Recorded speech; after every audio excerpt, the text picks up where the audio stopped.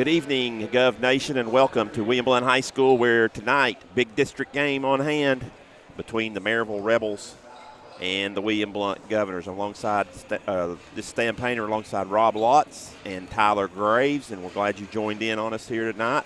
Robbie, I'll bring you in first. This girls' contest be a good one, won't it? Oh, it's going to be a classic, really. Both teams coming in at the top of the district. William Blount's already got 2 wins, standing at 2-0.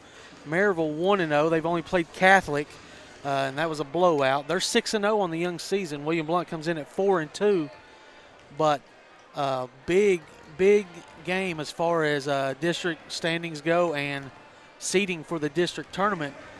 Pretty much, Todd Wright talked about it the other night. You got to hold serve when you're at home. They picked up a big one on the road at Bearden Tuesday night and put themselves in the driver's seat if they can take care of this one. Certainly. And Tyler, glad you joined us tonight, and looking forward to you adding to the comp broadcast. What do you expect tonight in this girls' contest? I'm expecting a really good matchup. Lady Govs, of course, coming off a big win at Bearden Tuesday night, so I'm looking forward to see how they perform here at home tonight. Yeah, certainly. And, of course, Maryville Lady Rebels have a couple of signees. As Lindsay Taylor is, because she's battled some knee injuries, Robbie, and but she is signed with Furman next year, correct? Yeah, that's a nice D1 school. Out of the Southern Conference. Yep. And then, then Piedmont, which is Division III, actually playing the same conference as Maryville College, is got a signee, Maria Aloko, I think. We'll get the pronunciation shortly. She has had 2 knee surgeries. Her freshman year blew out an ACL, came back, blew the other one out her junior year. So a lot of perseverance with that young lady, right? Absolutely, but we have not mentioned the glue to their team is Courtney Carruthers. Exactly. And she's a 4-year starter, or at least 4-year contributor, for sure 3-year starter. But Courtney can straight up light it up, and she'll probably end up playing somewhere too. Just a little bit undersized, I guess, for the big-time colleges, but she can put the ball in the goal. Certainly with that. So as we are about set to go here, so we will get you the national anthem, and then followed by the starting lineups here, tonight's game. It's glad you've once again joined us here on Friday night, a rainy Friday night. And a big district battle between these 2 arch rivals. Looks like it's going to be a nice crowd, Rob. And Tyler, what do you think? Yeah. So this time, here comes the William Blount Junior Junior Air Force ROTC color guard. And then it will be followed by our national anthem.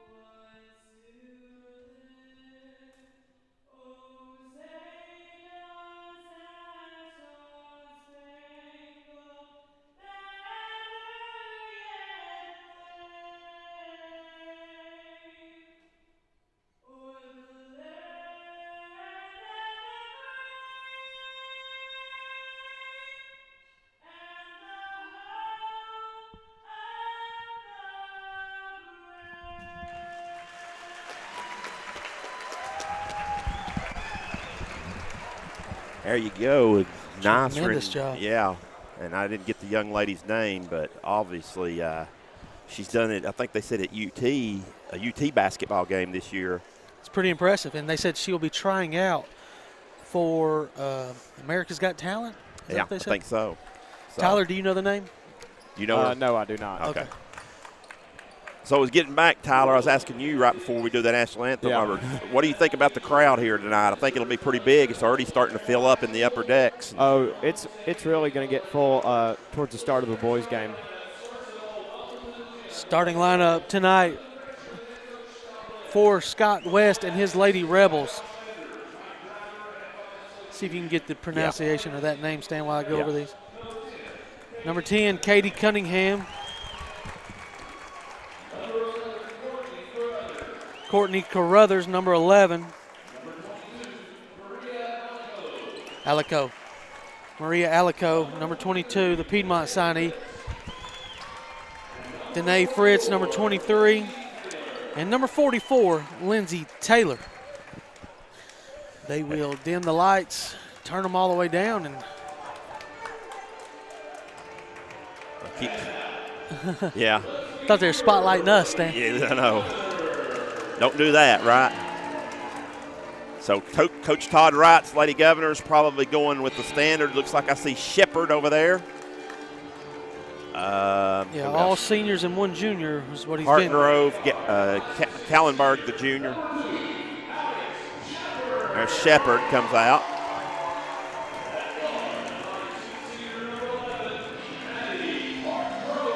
Hartgrove.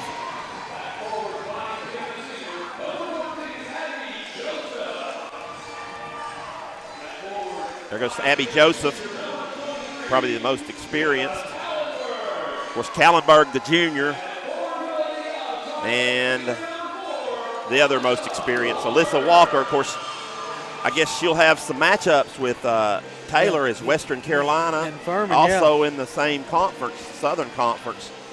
So they'll get to play each other some next year in the Southern Conference. So set to go here at 3 minutes after 6, so about on time. Kyle Barnes, one of the best, Robbie, around. We tip got it a up. very, very good referee crew tonight. Kyle Barnes, Sean Wilson. He's going to hand the ball to Sean. Oh, Sean's going to actually do it then. And then Larry Bray is the official you see over in front of the William Blount bench right now, very veteran official. Used to call a lot over the Knox Ridge Association.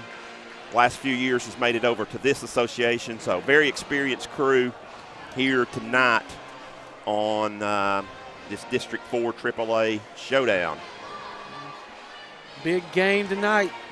Buckle in, fans. We got two really good basketball games coming your way. Stan, take it away. All right, so Sean Wilson will get ready to tip it up here. Walker and Fritz. And if Maryville's going to control it in the front court to Carruthers. And Alico as Blount starts in a zone. As Blount looks like they're going to start in a 2-3 zone. Maybe not a bad idea, Robbie, here to start early. Now, got to get out on Carruthers, though.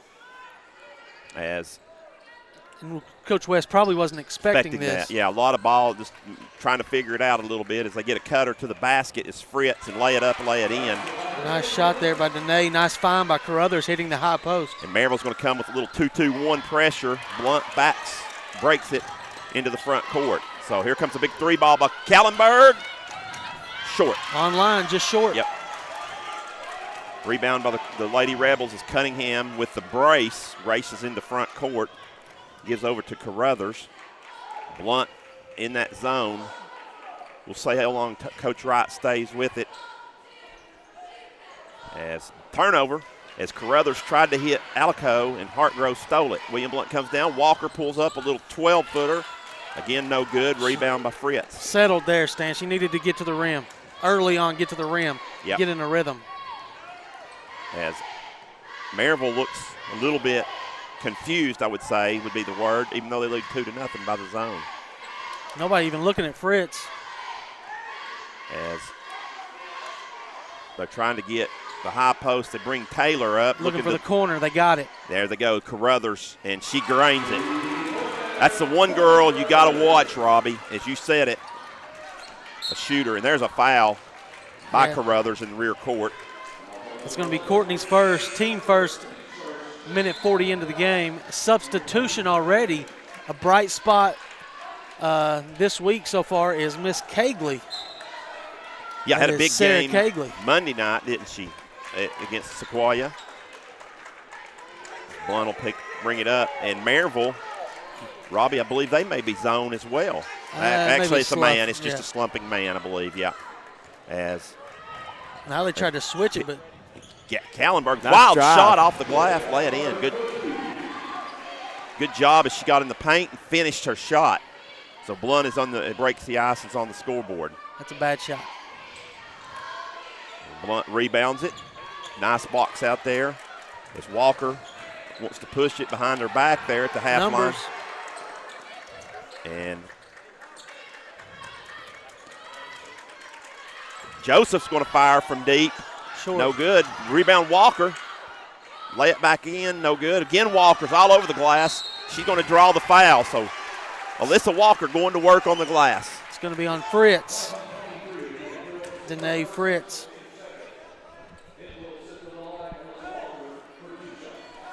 Good job there by Alyssa Walker, Tyler, hitting the glass. Gave William Blount a couple extra opportunities. Here's the first one, and it's good. So 5-3, your new score.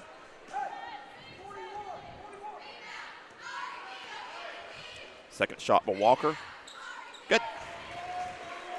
And Blount is not going to pick up full court here, as they're going to drop back, I think, and stay in that zone. They stayed in it. Here's a bad pass. Yeah. Oh. As Walker's able to tip it out of bounds. But, yeah, Robbie, I think she could have caught that ball instead of tipping it. But that's too far of a pass for her to make. If you're Coach West, you want to get deeper into the zone like Carruthers just did. Gives off to Cunningham. Cunningham with the runner on the baseline. Good. And one, says Kyle Barnes. That was a good call. Hit her on the elbow. Cagley's going to pick up this foul. It's the first foul for the Lady Govs. Trailing 7-4. 3-point opportunity for Katie Cunningham. And she converts. So it gets the 2-2-1. Here comes Kallenberg. As looks right, the skip pass down here. Skip it back across to Walker. Walker in the corner to Cagley. As Maryville's able to match back up.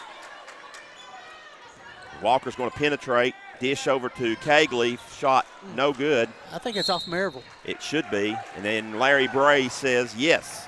We've got to find a way to get Kallenberg inside. That's where she does most of her work usually.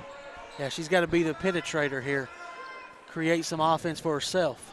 Well, I think they need to be a little more aggressive. When they broke the press, Robbie, I think they could have attacked a little bit right there. Joseph could have So here comes Joseph with a big three ball. No good. Short. Front of the rim again. So Abby's. And there's a steal by Walker. Threw it right back to her. Yeah.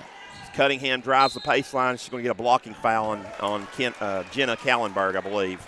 Kallenberg's first, team second. Not in the act of shooting, so they'll inbound it below. Two substitutions coming in. Gracie Midkiff and number 20,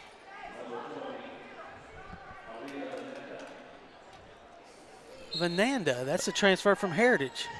Oh, it is, isn't it? Yes, Aaliyah Vananda. Yeah, she was a freshman last year. As ball's deflected out of bounds after the turnover, it deflects out of bounds off of Vananda. So I skipped over it because it went 25-30. Yep. I see why. I did not realize that she had transferred. Had you, Yeah, Robbie? she was a really good player for Heritage as a freshman last year. So Kallenberg with the basketball against Vananda. Penetrates in. Gets her shot off. Good off the glass. Nice there call. You go, Tyler. Yep. Just like you drew it up, right? She's got 4 of the 6. As Vananda penetrates in. They try to hit the cutting Fritz. Ball's juggled around. We're going to call a jump ball. Alternate possession should go to William Blount. Good job by Abby causing the jump ball. Bad pass by Taylor West, who checked in for Maryville. One thing in past, Lindsey Taylor's gotten in early foul trouble against William Blount. Not tonight so far. As Blount breaks the press in the front court is Walker. There's in a the good corner, look. she gives to Joseph. Joseph looked like she traveled, shot no good. Short again. She's a 3-game week, maybe a little looked like she kind of heavy-legged. Rushed that one a little bit too, Robbie, but I don't know. As into the Vananda gets into the zone, pulls up to Fritz. Fritz from the elbow is good. It's 2 shots she's taking right there around that range. As William Blount gets the pass to Joseph. Attack right there. There's an attack. There it is. Go. Kallenberg's going to dribble, penetrate. Wild shot. Gets a bell out. A bell out special down here on the baseline, Robbie. Might be West, I think. It is Taylor West, her first. Team third in the act of shooting is the junior Jenna Kallenberg. So 2 shots coming up for Jenna. You see the replay right there. First one's up and pure. Robbie, looks like a football score right now, doesn't it? 10-7. I don't know about the 2 teams, though. Make it 10-8 now as Kallenberg stays perfect from the line. And there's a kick. Actually, he didn't call the kick. It hit her knee, I think. So. But, yeah, he wasn't going to call a kick if William Blount would have went after it. Yeah, they kind of stopped because they thought it was going to be a kick. Here's Irvin inside. Big Jasmine Irvin. Shot deflected second time after the rebound. And pulled by Blount. Blount wants to run. Here comes Kallenberg setting up for a big 3-ball. No good. Off the front of the rim. Walker goes in for the offensive rebound. Everything's short, Robbie, so far. So you may be on to something about the 3-game week. Yeah, you're used to 2-game weeks. Plus, you probably practiced the other day. So substitution in for William Blount is Kendall Tilley. And now Hartgrove will check back in. So he's went 7 deep now, or 6 still? 7. 7 with Cagley. Cagley. So here comes Maryville in front against the 2-3 zone. Blount has opened in the 2-3 zone, stayed there the whole time. Here comes the corner shot by Taylor, I think. Is that Metcalf? Oh, they're going to call an offensive foul on Cunningham over the back. Wow. I don't know about that one. It would look like they were both kind of boxing each other out for it. We'll take it. 4th team foul, first foul for Katie. Taylor West is the one that took the shots, but yeah. As the trap gets Tilly in trouble. Now it's a loose scramble. Vananda picks it up, drives all the way up, shoots it, no good. Rebound by Joseph. Kendall went to the spot you don't want to go. You can't go to that corner. That's where they were going to trap you. Now they're going to push it. Hartgrove with a good shot fake and draws the foul. That's West, her second. And, I wonder if this is to conserve some energy with the zone also, Stan. True. And I'm not sure if the blood's flowing enough yet for the ladies. You know what? I want to think that Coach Wright did this again last year, Robbie. Played Maryville, zoned Maryville. Excuse me. This pass comes into Joseph, back to Hartgrove, to Walker. Walker took a short rest. Move it. There's the shot by Joseph. Short again. Another probably 5th rebound already for Alyssa Walker in the first quarter. She's going to take the 3. Short. Jeez. How that ball did go out of bounds, I don't know, but Maryville retains it. Here comes Vananda in front court. And they hit Metcalf on the right wing. No good. Rebound Walker again. As Robbie Shute is all over the glass. Substitution coming in. McKenna Myers is at the scores table. Tilly drives the baseline. Skips Attack her. Attack. Yeah, that's a mismatch. Oh, she reached in. Nice steal by Jazz Irvin. So under a minute to go here in the opening period. William Blount leads by 2. Irvin rebounds, puts it back up, no good. Rebound by William Blount. So a 45-second, Joseph will walk it up for the Lady Governors. William Blount has. As bad as they've shot the ball, still within striking distance of taking the lead or tying it. Good job by Walker stepping through the double team. Oh. But then she passed up the shot and turnover. And here comes Maryville running with it, lay it up. No good. A bunny right there. It's got to be a foul. Joseph, and there's a jump ball called. It will stay with Maryville. Looked like she grabbed her right arm there.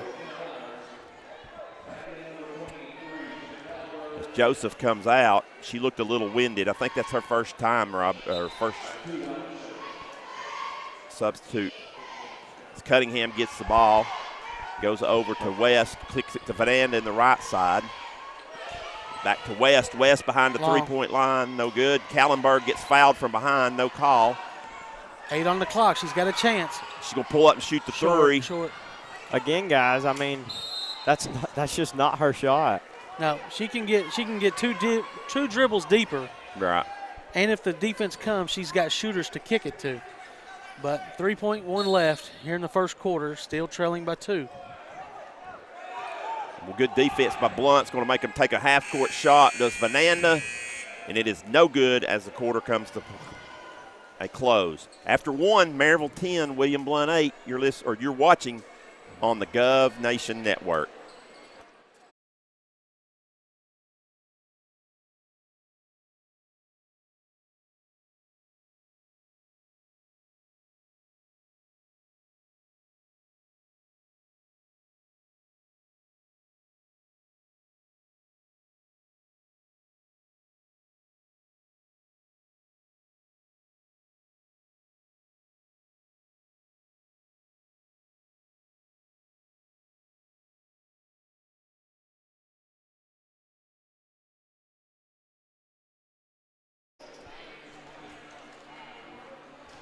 Back here at William Blount High School, Marvin L. Boring as Maryville takes a 10-8 lead going to the second quarter.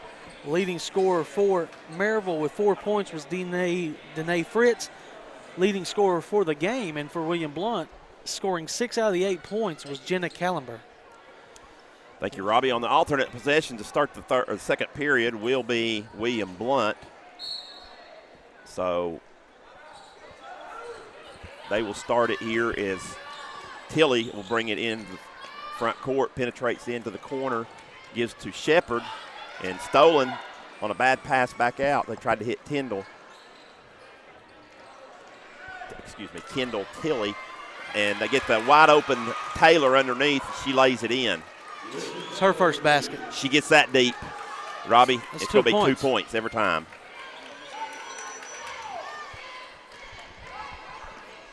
So 12-8 is your score now as Blount, little helter-skelter with their offense, Robbie. And here comes Kallenberg with another three. Long. In and out, no good, but Myers with the rebound. Off Taylor's foot. And then dribbled it off Lindsey Taylor's foot, so it'll stay with the Lady Governors. So she got a little more legs into that jumper, though, did Jenna. So it's kind of down and out right there, Robbie. And but good job. Blunt's done a good job on the glass. Yes, McKenna Myers got in there and got that one, the freshman. See if she attacks. She gets it on the baseline, does not draw a foul. Shepard. Nice pass by Shepard, gives to Myers. Myers tries to hit it, and then they said out of bounds. How's that out of bounds off William Blount? I have no idea. As Kyle Barnes was right there, I thought it was deflected. Must not have been. The shot was deflected. Unless Shepard hit it again. I thought there was a foul prior to that. Triple team Taylor that time. She kicks it out to Fritz, and she's got her 7th point. Was that a 2? I guess they ruled it a 2. It's 14-8 on the scoreboard, so Blount into front court, and they get tied up right in front of the Maryville bench, and that'll go down as a turnover because the alternate possession belongs to the Lady Rebels. Cagley's going to check back in for Myers.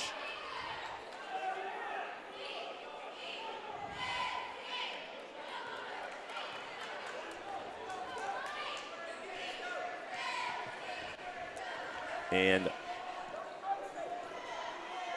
Maryville will be in front court as Blount has went man. And Taylor travels. Yeah, good call. I was hoping they weren't going to bail her out. inside. So the good help came, Robbie. The help defense came, forced her to shuffle her feet. If you make her dribble the ball 3 times, you've done something successful, I believe. So Walker will bring it up for the Lady Governors. Avoids the double team there as William Blount tries to move the ball quickly.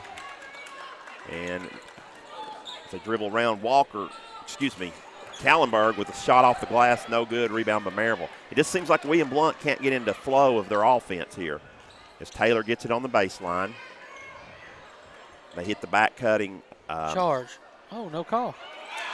Reverse scoop, spin English, right-handed finish by Fritz on the left side of the goal. Fritz looks really good, and William Blount has fallen behind by 8 here in the second period, excuse me. Gallenberg gets it across. Again, William Blount just having trouble to run in their offense. Todd Wright's calling out something. They skip it all the way over to Cagley. She thought about a 3, instead gives to Shepard. Back to Cagley.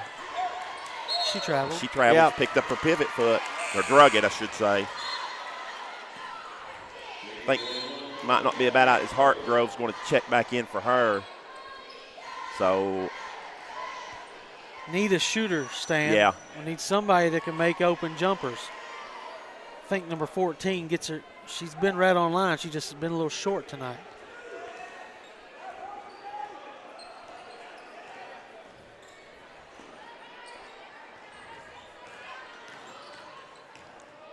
As good D. Fernanda dribbles in too deep, and as you said, William Blount stood their ground. Then I believe Fritz is going to get a blocking foul over here on the sideline. It's her second. Not a smart foul. No.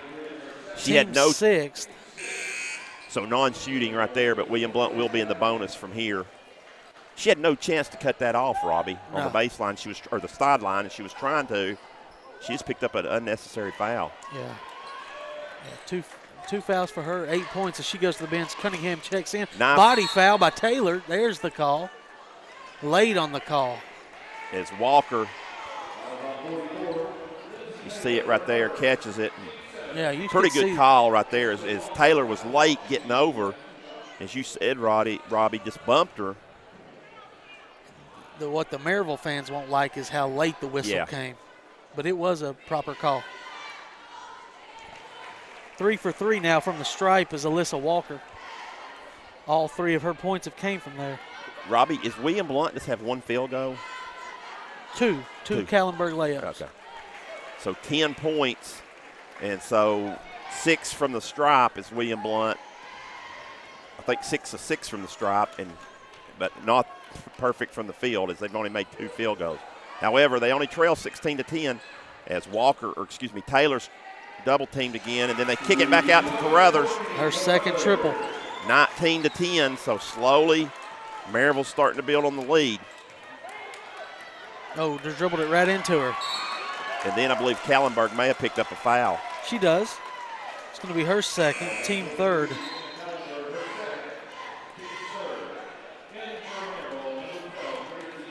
Tell you what, Carruthers is a good player, isn't she, Robbie? Yeah.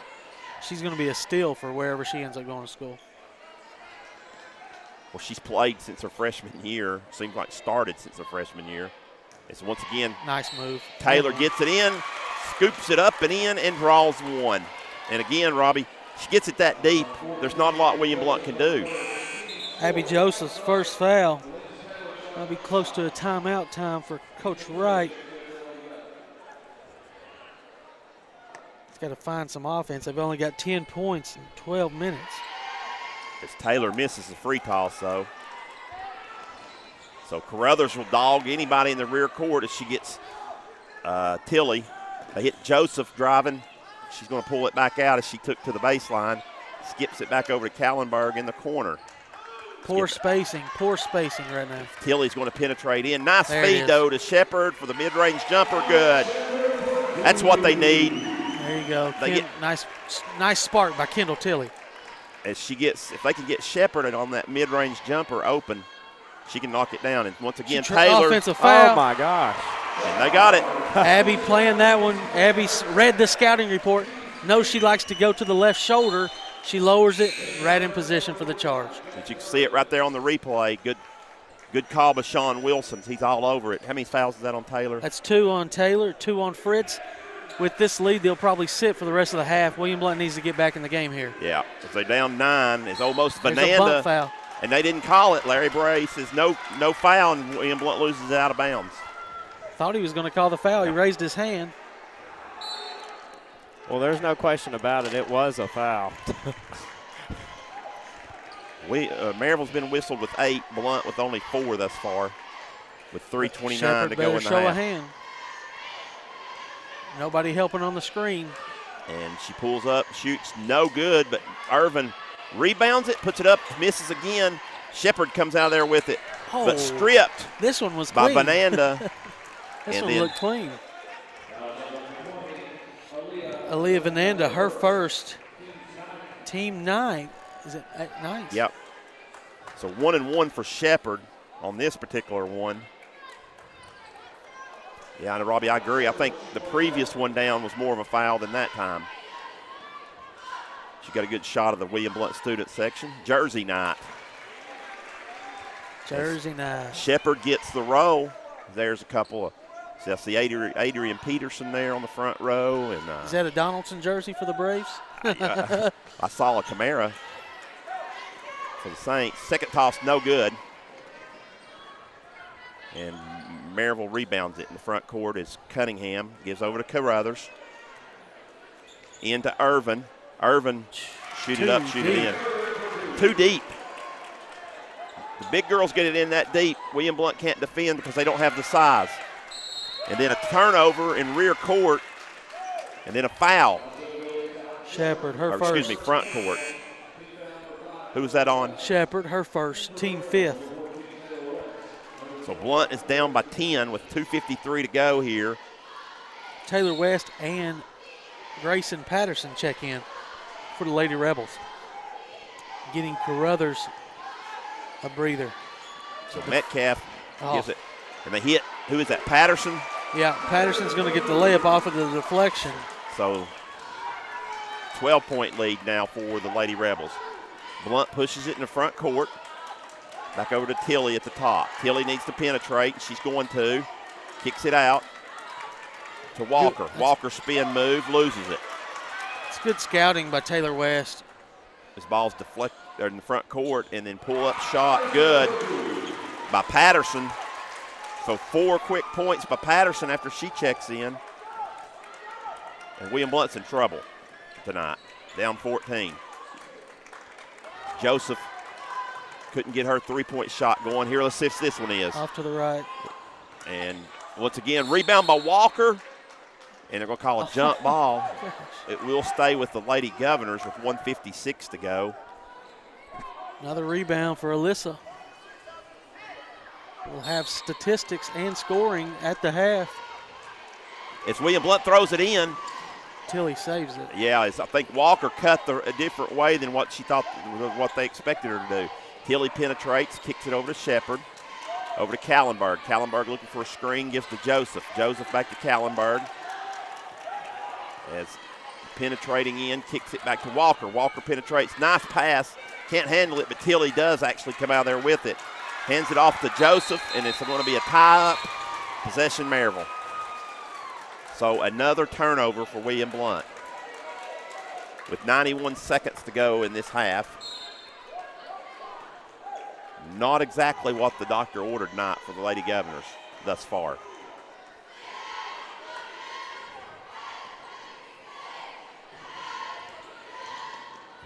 Back in the front court, Patterson with it. Gives to Metcalf. Metcalf dribbles around. Mid-Kiff. Midkiff, excuse me. 3 seconds on Jazz Irvin. All right. As they were posting her up, trying to get her the ball. But she can't post up in the lane that long, can she? As Kallenberg will bring it back in with 1 minute roughly left here in the opening half. Tilly in front court, skips it over to Walker. She's going to put it on the ground, lay it up. Scoop shot is blocked. Good D by West. And Maryville trapped in rear court. Now they break it into front court. As it gives back over to Midkiff. She shuffles into Irvin. Irvin puts it up and off the glass. Points in the paint. Maryville's killing that statistic. As Shepard gets it, kicks it over for a long three by Walker. No good. Rebound by Cunningham as she races into front court. So Maryville's going to hold for one right here with about 15 seconds to go. As Cunningham is dribbling around out front, gives over to Midkiff. Back to Cunningham, Charge. Throw it up, and they called a foul, an offensive foul on Cunningham. It's 2 on Katie Cunningham. Non-shooting. Right, but William Blount will get the last possession with 5.8 to go. As Tilly will have to race in the front court as she does. She gives to Joseph. Joseph needs to be aware. Shot is up, no good. And the half comes to a close. So end of one half here on Gov Nation Network, and it's all Maryville as they lead William Blount at 29-13. Let's take a short break.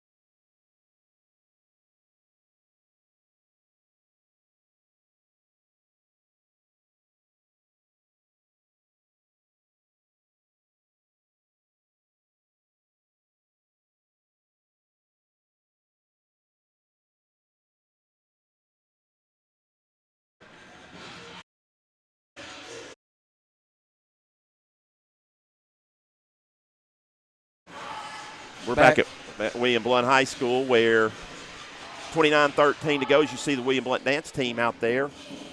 And Robbie will be coming up with the stats here in just a second. I got the scoring stand from the first. Okay, you can go ahead and do the scoring. Not much on behalf of the Lady Govs. They were led by Jenna Kallenberg with 6 points, all of those in the first quarter. 4 points for Alyssa Walker and Alex Shepard with 3 points. Only 3 field goals made in the first half for the Lady Govs as they have 13 first half points. Leading Maryville in scoring was Danae Fritz with 8. Then it was 6 from Courtney Carruthers, 4 from Jazz Irvin, 4 from Lindsay Taylor, and 3 from Katie Cunningham. So there is your scoring from the first half. Maryville Lady Rebels coming in with 29 first half points, leading by 16 points. Take another short break and we'll come back with some statistics.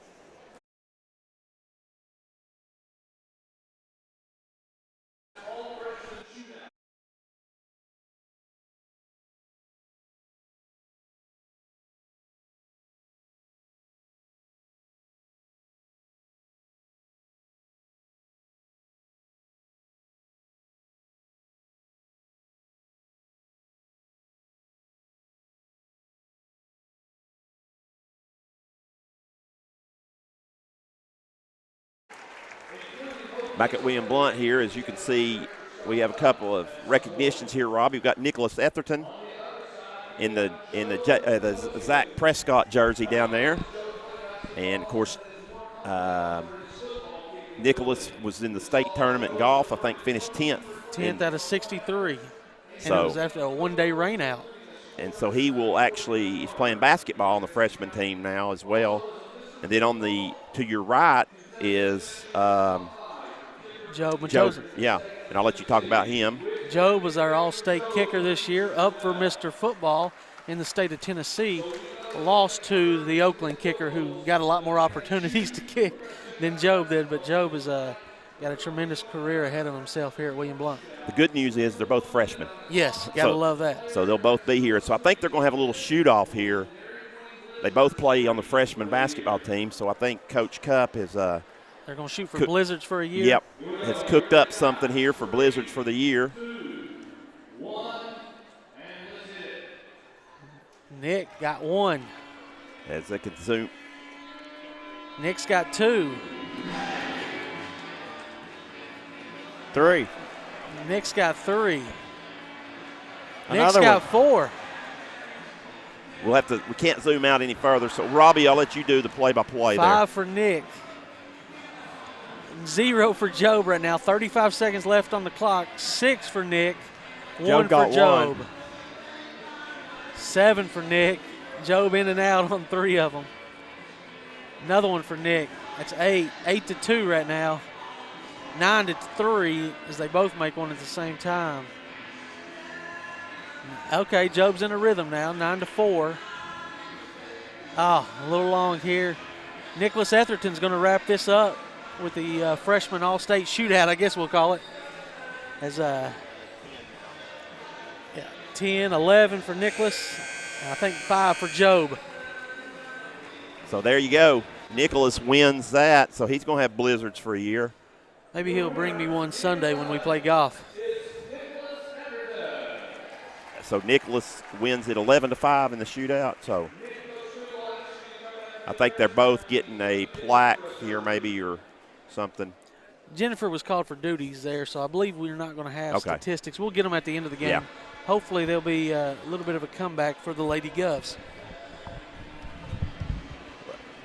All right, with that, we'll take another short break, and we'll be back.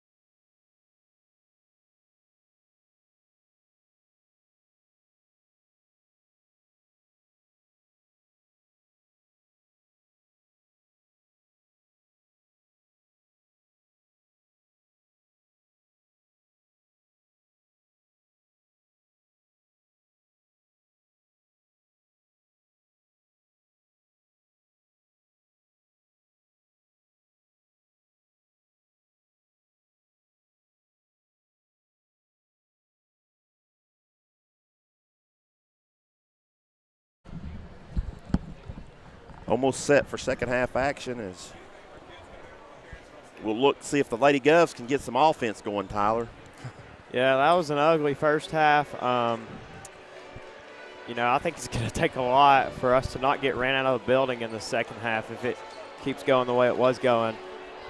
Number one thing I think we need to do on offense is get Kallenberg in the post. And, I mean, I'm not quite sure why she was playing that first half, but Yeah, I like her getting inside, but we also need to make some shots. We didn't make anything outside the paint. Exactly. So It'll be Blount's ball to start the third quarter here. As Kallenberg gets it at the top of the key, gives to Joseph. Oh, she's fouled. No calls. Joseph's going to step back. Thought about a step back three. Instead, they get it over to Walker. Get in there. Walker drains a three. I believe that's William Blount's first of the night. Oh, yeah, absolutely. The other two were layups. So the other 3 shots. Walker got her feet set and get it. That's a good start here in the second half. Man-to-man for the Lady Govs. Yeah, they got to do something to get back in the game if they're down 13 still, even with that. As Carruthers step back three, short. And rebound, though, by Maryville. Taylor gets it, lays it up, lays it back over her head. Good. So they got what they wanted, Robbie, but the inside position is Lindsey Taylor was inside there. Yes, Carruthers' foot was actually on the line, so that was a very bad shot for Courtney. As Kallenberg's going to drive, penetrate, puts it off the glass, no good. Should have Rebound dumped that one. By Cunningham. Cunningham races into front court, dishes off to I think that was Alico. Yeah. Alico, yep, you're right. I believe that may be her first basket. It is. Yeah. So Walker gets into front court as Shepard's going to take it. Pull up from the elbow. Sure. Can't get the row. Walker looked like she got fouled. No call as Cunningham will race back in front line. Cunningham will pull up from the elbow. No good. Rebound by Shepard. So Blount down by 17.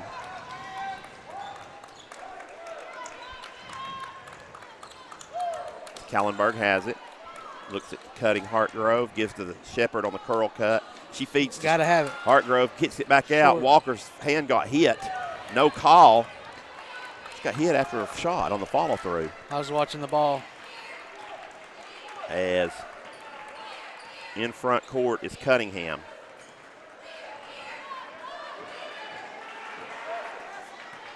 Cunningham gives over to Fritz. Fritz back to Cunningham. Gets a screen from Taylor at the high. They're going to reverse it back to Carruthers. And reset with 5:50 to go here in the third. It's been pretty much all Maryville. Very cold shooting by the Lady Governors. They try to get the high logo. Good job by Hartgrove not letting that happen. As William Blount gets it in front court. Joseph with a step back. Three, good. That's her first. Yeah, so maybe that'll get Joseph and Kallenberg untracked. Blount can climb back in this. Timeout, Coach Scott West and the Lady Rebels. We'll take a 30-second break with them. You're listening, or you're watching on Gov Nation Network.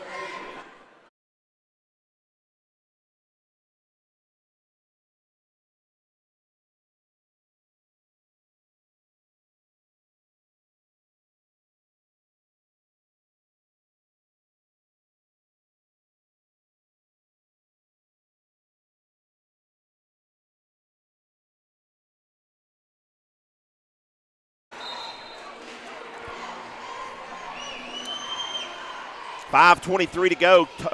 Robbie, Coach West got a quick timeout right there. Yeah, the three-point ball is very valuable in basketball, and William Blount has hit 2. Coach West wants to put a stop to that. The lead from 17 back to 14. It's Carruthers for Maryville. Dribbles around down to the baseline. As they get it back to in the corner. And penetrating down is Cunningham. She's going to bring it back up to Carruthers. They'll reset with 5 minutes to go in the third. As Taylor catches it on the baseline. They do a good job of fronting her, and the call is right on it, Robbie. So another turnover for Maryville. As you see right there, she shuffles her feet. Once again, the double team, Robbie, seems to come when they can cut her off. If she gets it too deep, when she can just turn and lay it up, she's okay. But as you said, she has to put it on the floor a little bit. She has trouble. As Kallenberg dribbles down, lays it off the glass. Good. The substitution in was Sarah Cagley checking in from Hartgrove. Maybe a little more offensive-minded is Coach Wright here with this substitution early. Carruthers passed up a shot, gives to Taylor. And dribbling in, all the way in is Cunningham. Wild shot, but here comes a bailout. Kyle Barnes with the bailout right there. Says Kallenberg got her as she tried to go up and under. Could be a good call. So 2 shots regardless coming for Cunningham. It's the first foul of the second half. With 3.5 into this quarter, it's not a bad sign. And you said that was Kallenberg, though? I thought that's what they said, but I thought he said 23. Second toss is good. Must have been, because she's going to the bench. So 34-21. It's her third foul. It is her third. Yeah, that 34-21 is your new score. So Blount's basketball. McKenna Myers checked back in for the Lady Governors. Freshman was in for a few minutes in the first half. Joseph thought about a 3. Now she's going to penetrate in. Throws up a little runner. No good. Follows her shot. Battles it around, but Cunningham controls it for Maryville. She comes out of there with it. And Alco, and a blocking foul is called down here as Joseph was just slightly late getting there. She was actually one of the trailers because she went to the ground on the other end. She was trailing the play and was a little late to get there. They said on the floor, didn't they? He said 2. Yeah, I think that was a 2-shot foul. So Alco will shoot 2.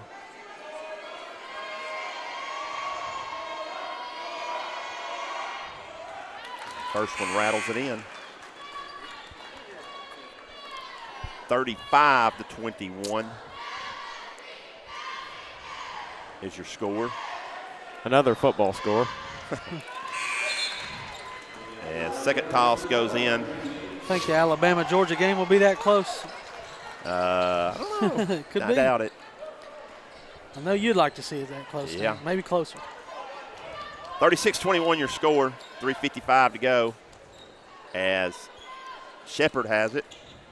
Blount gets to Joseph, dribbles off her foot. Just thinking about the move she's going to make, and it just kind of dribbled off her foot. It's another turnover for the Lady Governors. And here comes Fritz with the 3-ball, good. 39-21 your score. Now the biggest lead of the game. Yep. And here comes Walker trying to answer, no good. Rebound Fritz for the Lady Rebels. And Carruthers wants to push it into front court. Step back 3 for her, no good. But rebound, put it back up, no good again. Irvin with the rebound, again no good. And then finally a foul called as just complete domination on the glass right there on that possession by the Lady Rebels.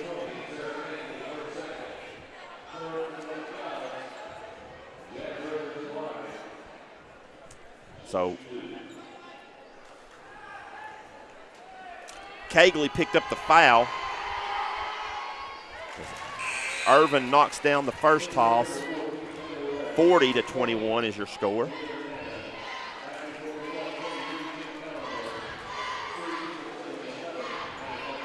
Deep hole right here, Tyler, for the Lady Governors. It's going to take a lot of momentum to get them back in this game. Played about 5 minutes, and the lead has actually been increased here in the third quarter. Second toss, no good, rattles out. Kallenberg rips the rebound for Lady Governors. They push it to Hargrove. Back to Kallenberg.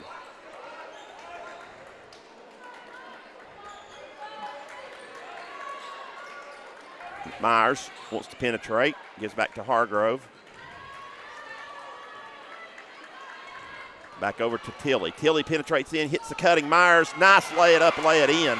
So good cut by Tilly, good finish by Myers. 40-23 your score.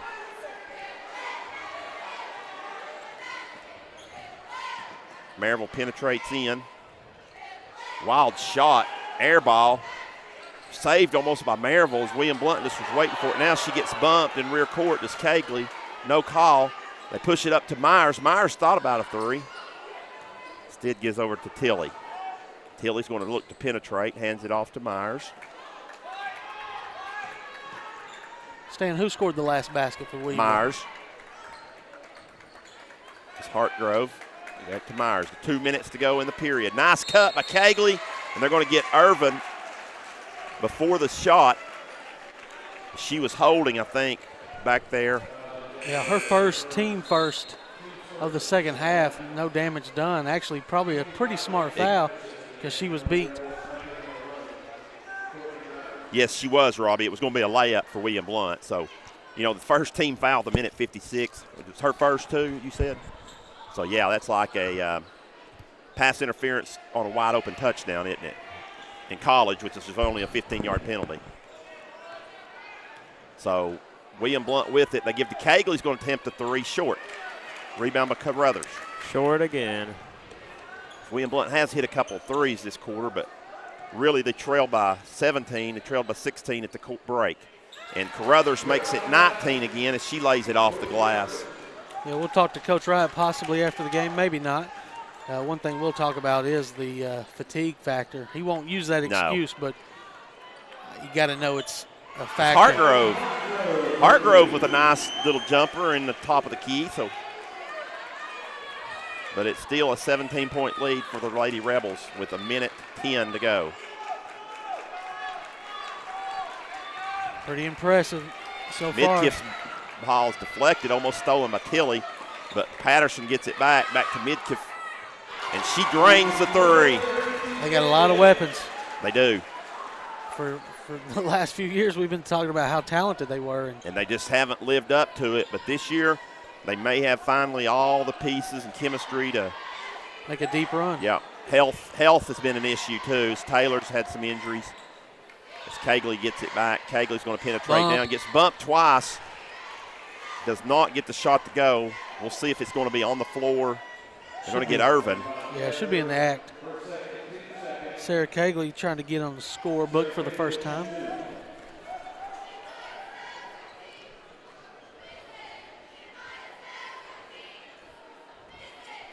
Free throw's good by Sarah.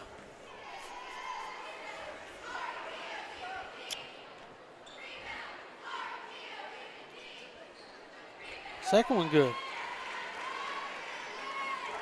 So 45-27 your score, 30 seconds to go in the quarter. Here comes Maryville. Carruthers. Nice move. Pulls up in the lane. No good, though. Rebound by Lady Governors, Kellenberg, who just checked back in. Kellenberg gets it to Cagley on the baseline. Cagley can beat her man and is able to get the ball to Hartgrove, back to Myers. Let's try to get a good shot here. Don't have to rush it. We'll take that shot. Hartgrove from the corner, good. Money. As the quarter expires, so good job right there by Hartgrove. And it makes it a 45-30 game at the end of 3. So Blount still down by 15. Don't go anywhere. You're listening to Gov Nation Network and watching right here.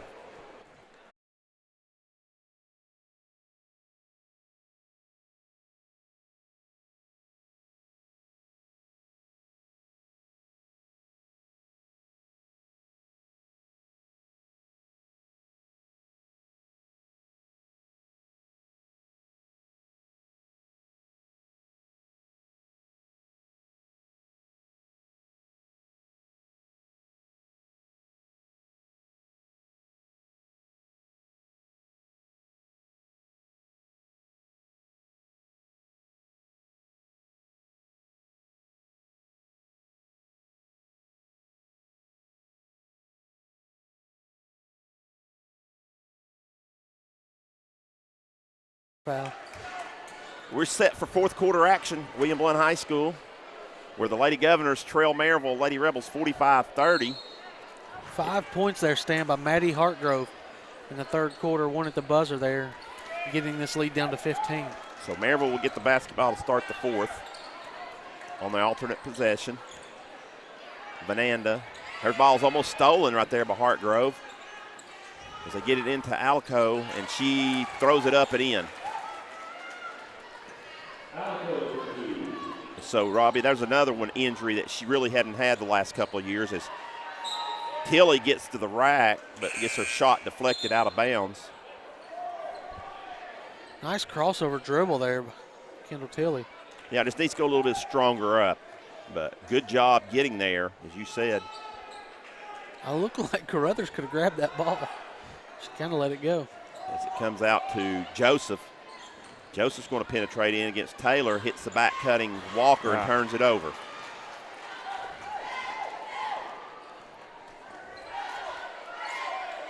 So 7:20 to go on this one. Pretty much been all Maryville. As William Blount was in the game, though, early on, they just couldn't get shots to go down. Maryville slowly built the lead. And here comes Fritz, and she makes it 20. Have yourself a night. 20-point lead for the Lady Rebels with 7 minutes to go.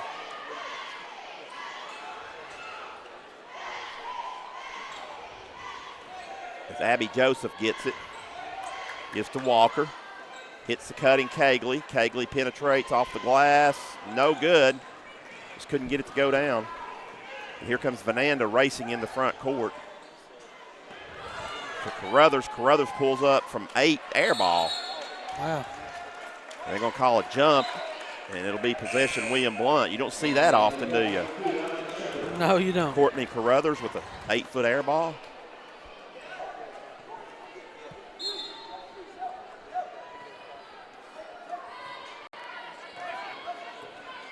So Walker in rear court brings it up.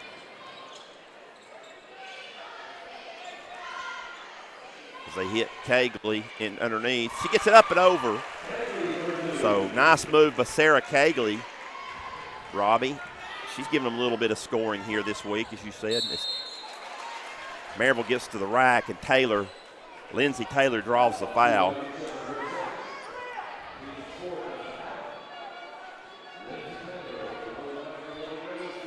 Two shots coming for the senior. Furman signee. First shot's no good.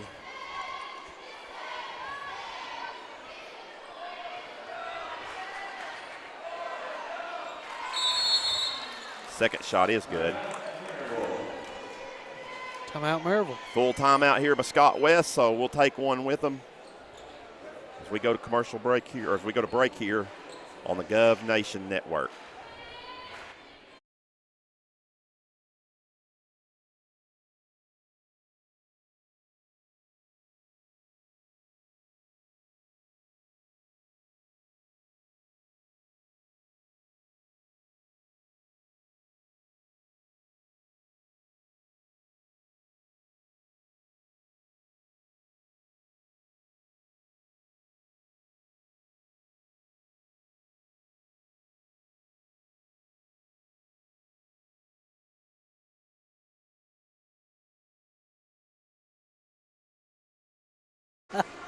Yeah, I think I got that on tape. 6:10 to go here in this girls' contest, and William Blount's going to have a miraculous rally here to avoid dropping their first district game of the year. Remind you, we'll be back here Tuesday night. William Blount will host the Catholic Fighting Irish. There's a long shot there by Joseph, almost on the bench, but short, but William Blount retrieves the rebound. Gallenberg gets it. Nice spoon in the move. Little floater is good. Jenna's got a nice offensive game. Yeah. 51-34 your score.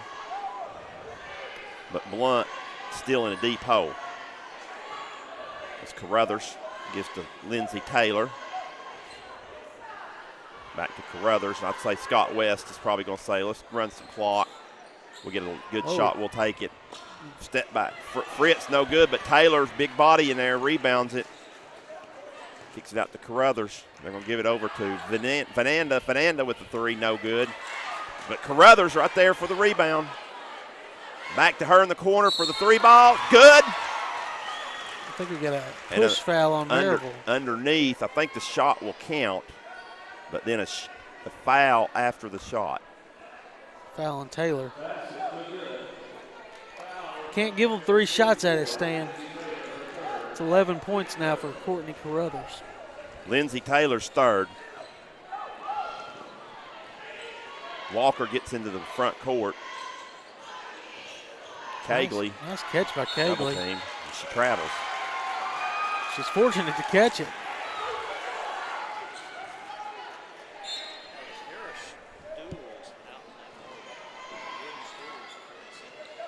Oh, okay. As William Blount gets into front court. Step back by Vananda. No good. Rebound by William Blount. Not sure that's what Coach West is wanting right now. But what does it matter? They're up 20. Nope, not going to lose tonight, are you?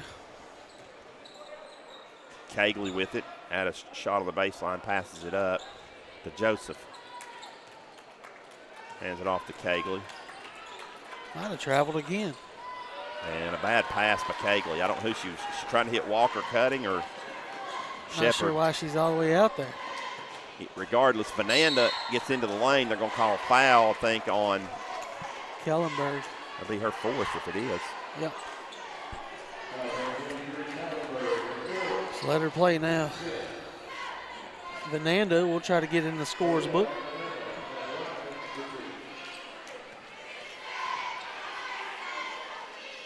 She will. Nothing but net on the first free throw. 55-34 now. Hartgrove checks in, takes out Cagley. Couple turnovers in a row by Sarah. And second free throw good by Vananda. 56-34, 22-point lead. Yep. JV action. William Blount Governors, the boys team, beat Maryville in an exciting JV game earlier, 51-50.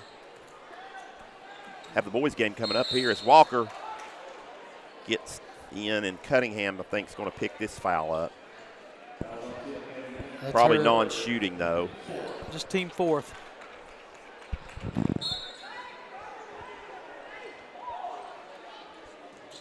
Joseph, she can take Taylor as she does right there.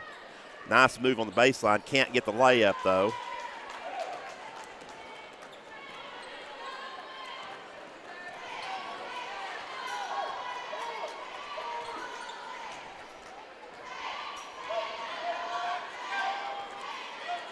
As we move under 4 minutes to go, and Blount down by 22.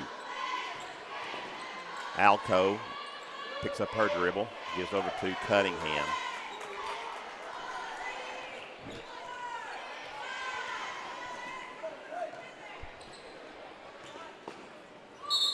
Alco walks.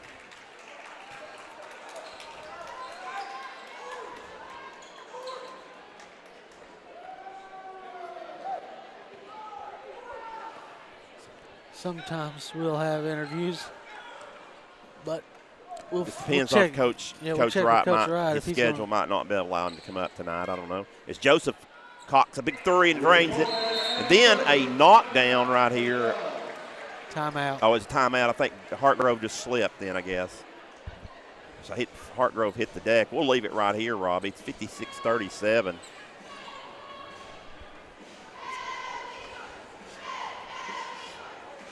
$56-37, 19-point lead for Maryville.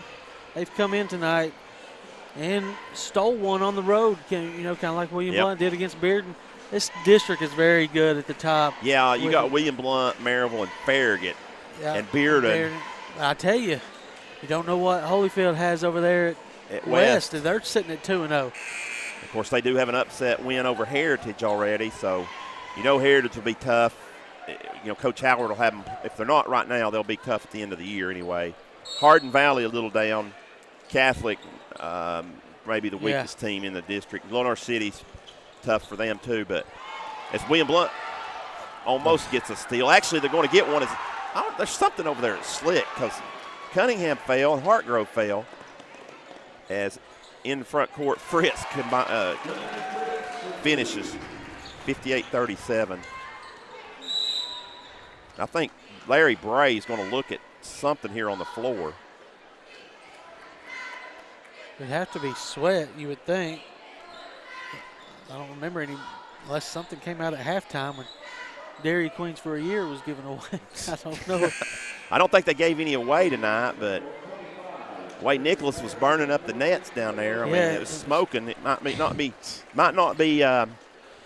Somebody put an ice moisture, cube but it up could there. be ashes or something out there on the floor. Yeah, he was. He hit 11 threes in a minute. William Blount hadn't hit 11 threes all night. Joseph's turnaround jumper, no good. Good job, though, getting a rebound. Nice to getting over to Walker. Walker is going to get tied up. Talking about 11 threes. Maryville boys average making 12 threes per game. Of course, Joe Anderson. He's their second leading scorer. That's crazy. We'll have that pregame. We'll talk about it in the pregame going into the next game, but this game is. There's a turnover right there. Oh, actually deflected by William Blount out of bounds. So stay on this end. Big college games tomorrow, Robbie. You got a big slate of menu to watch. Yeah. As they hit Patterson on the back door, she lays it in. I would kind of like to see things get changed a little bit. Little chaos maybe tomorrow. Yeah. Well, really only one spot, I think, is the 4 spot. Right. And if Oklahoma holds serve, there'll probably not be any drama there either. As Walker gets fouled, as though Ohio State feels like they maybe should be in that 4 spot. Depends on how big they win. If they win. Yeah, a lot of people calling for the real chaos, Stan. Lose, Georgia lose, Oklahoma Alabama lose. you mean? No, Georgia lose. Okay. Then Oklahoma lose. Then Ohio State lose. Ohio State lose, and then what do you do with UCF? Unless they lose to Memphis. a Walker drains it. Well, isn't Michigan still ranked in front of them? No, 7? I thought they moved up. Okay, maybe they did. Well, regardless, as Maryville 3 balls no good here. It's a bunch of wishful thinking. Yeah, it could be a crazy day, but we'll see. I don't think Clemson will lose to Pittsburgh. I think there's no chance of that. And even if Alabama loses, they're still in. Right. And Notre Dame's locked in. Notre Dame doesn't play, so they're locked in. So you said. So running the clock now. Here's Gracie Midkiff. 1:20 to go, leading by 21. 5 substitutes waiting at the scores table. There's the foul by Walker, and they'll sub them in. William Blount 6th. Walker's first. I think they just did that to get those subs in, maybe. I don't think Coach Wright will try to extend the game at this point, down 21.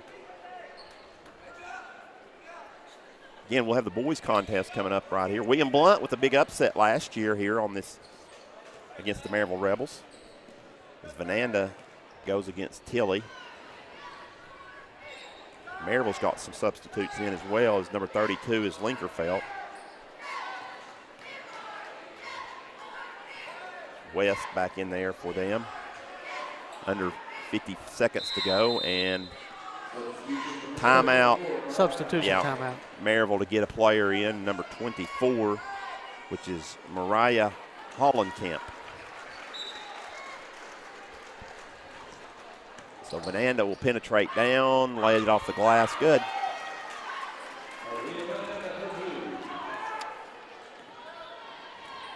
So a rout in this girls contest, 62-39.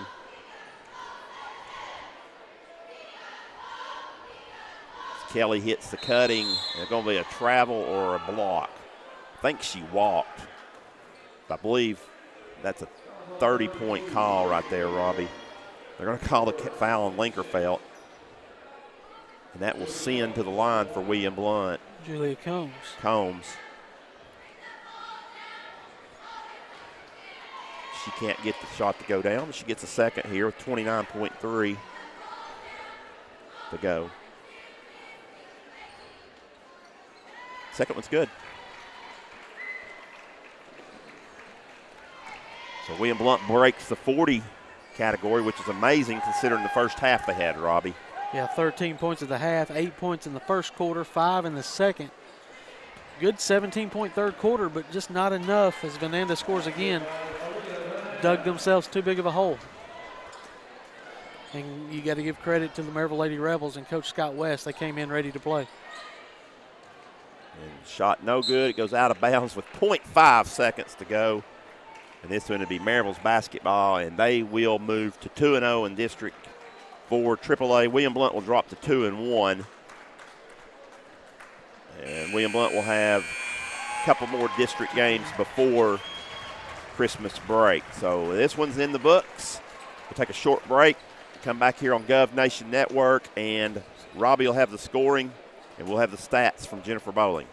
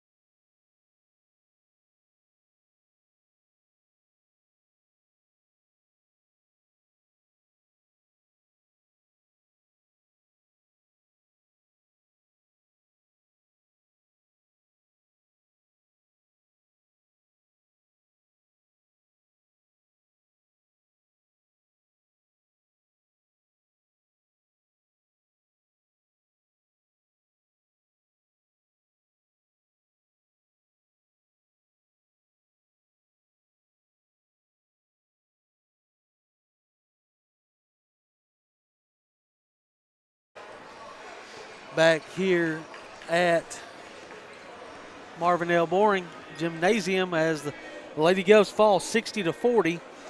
I'll wrap up the scoring and statistics there from the first game. For the victorious Maryville Lady Rebels, they were led in scoring by Danae Fritz with 16.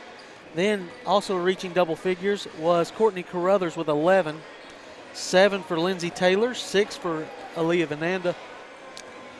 5, also 6 from Grayson Patterson, 6 from Alico. 5 came from Jazz Irvin, and 4 Katie Cunningham, and 1 3-point basket for Grace Midkiff. That's a total of 64 points for the Lady Rebels. For William Blount tonight, they were led by Jenna Kallenberg with 10 points. Then it was senior Alyssa Walker with 9. 6 points for Abby Joseph. 5 points for Maddie Hartgrove. 4 for Sarah Cagley. 3 for Alex Shepard. 2 for McKenna Myers. And 1 for Julia Combs. A total of 40 as the Lady Govs fall by 24 and move their district standing now to a 2-1 record. Some individual statistics now. Tonight, Alex Shepard was 1 for 3, 3 rebounds. Kendall Tilley didn't attempt, she's 0 for 1 with 2 assists. Alyssa Walker was 1 for 7 with 5 rebounds and 1 block. Maddie Hartgrove was 2 for 5 with 1 steal. Abby Joseph 2 out of 11 from the floor with 5 rebounds, 1 block. Sarah Cagley tonight 1 out of 4 with 1 rebound. Jenna Kallenberg 4 out of 9 with 5 rebounds, 1 steal. And that will do it as far as the statistics individually there. As a team, Lady Govs shot 29.3%. And from the foul line, they did make their free throws tonight, 12 out of 14. But they were out-rebounded tonight 19-32, and that will get you beat every time. With that, well, we are in between games here, and we got a preview of the boys' game coming up here shortly. We'll take a short break and come back and talk about this new contest. You're listening to the Gov Nation Network.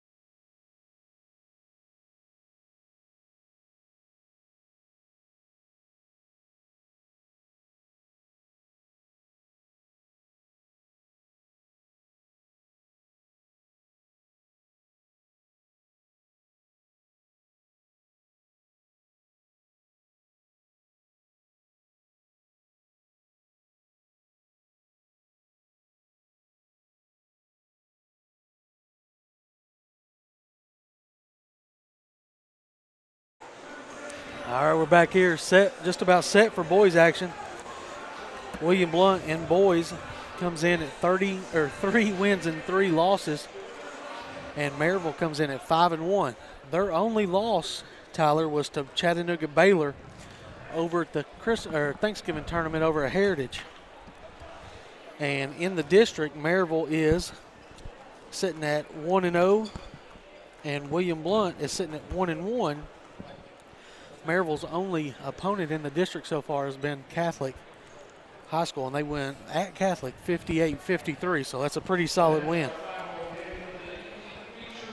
Just getting ready for the starting lineups there. I was talking about some stats, Stan, before the game. Maryville, I got their stats.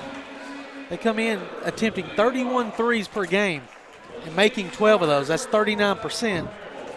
William Blount comes in making about 6 3-point baskets per game and shooting about 20 at a 32% rate. Both teams shoot free throws pretty well at 70%. Here's an interesting statistic. Maryville turns the ball over 9 times a game. William Blount almost 16 times. It's too high, Stan. Yeah, that's way too high, and that would be a big difference. If they do that tonight, this game will not be close. Right. Leading scorer for Maryville is Christian Gale at 19.7 and Joe Anderson at 19.5. 2 guys averaging 19, but those numbers will probably come down a little bit since the football players are back tonight. Starting lineup now for the Govs. Been pretty consistent with their lineup. Chance Pride will start at the point as they get the spotlight on him. He's a senior, 5'10", Chance Pride. Brett Bowling, 6'2", senior. He'll get another start. Brett Bowling comes in averaging 11.2 per game. Grant Reardon, he's another senior, averaging 11 also a game. 6'4" senior in the post. Destin Deering, he had 20 and 9 Monday night on our last broadcast stand. Huge game for Destin Deering. Yes. And then the leading scorer on the team is Mr. Jordan Tarver coming in at 13 a game. So pretty balanced scoring with Tarver 13.8, Grant with 11, Bowling with 11, Deering and George both averaging close to 9. We'll see how many minutes will Ashton Maples, Drew Crowder, and Devon Kimball get tonight, as Devon Kimball will draw the start for Maryville. They'll start out with Devon Kimball, Joe Anderson, Christian Gale, number 11, and Joseph Burrows, number 12. So pretty small lineup as Kimball will jump center. And they do have a 6'8" guy that won the dunk contest, Elmo Gara.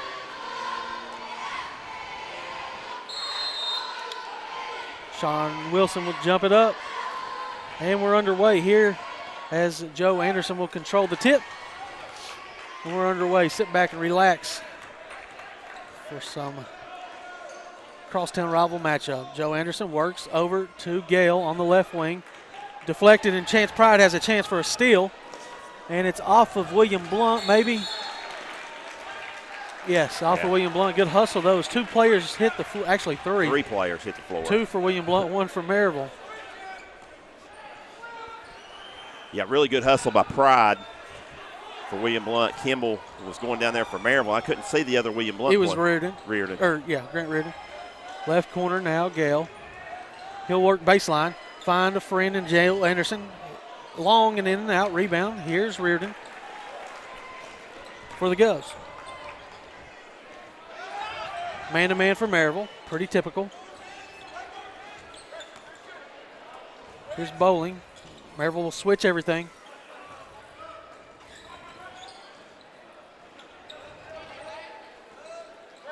Deering extended way out. Handoff here to Reardon. Pull up 18-footer. A little off. Tip by Deering, no good. Rebound. Here comes Burrows. He'll get it ahead to Anderson. Over to Cornillo. Now Gale has it.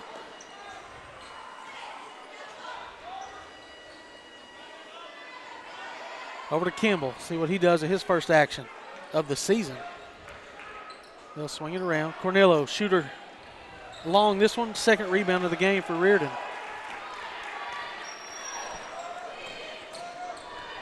Not the pace we saw Monday night, Stan. Tipped by Reardon, his third rebound.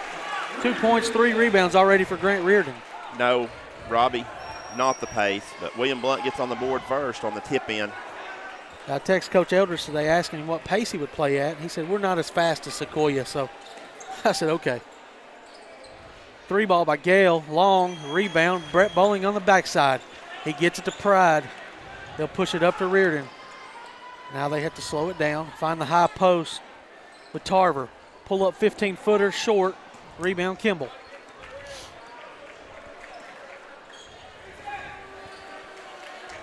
Anderson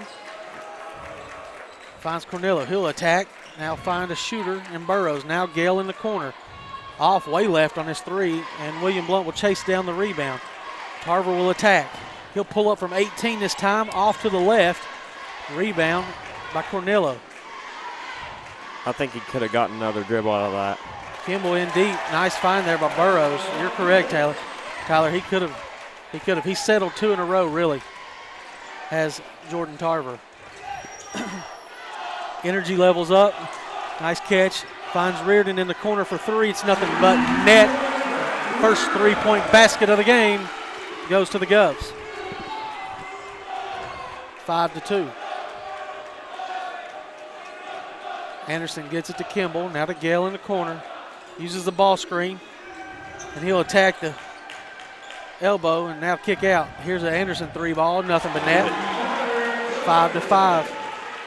Now we're heating up, Robbie. Yeah. Everybody likes a little offense. Here's a hit ahead to Bowling. He'll shoot a 3. He looks good.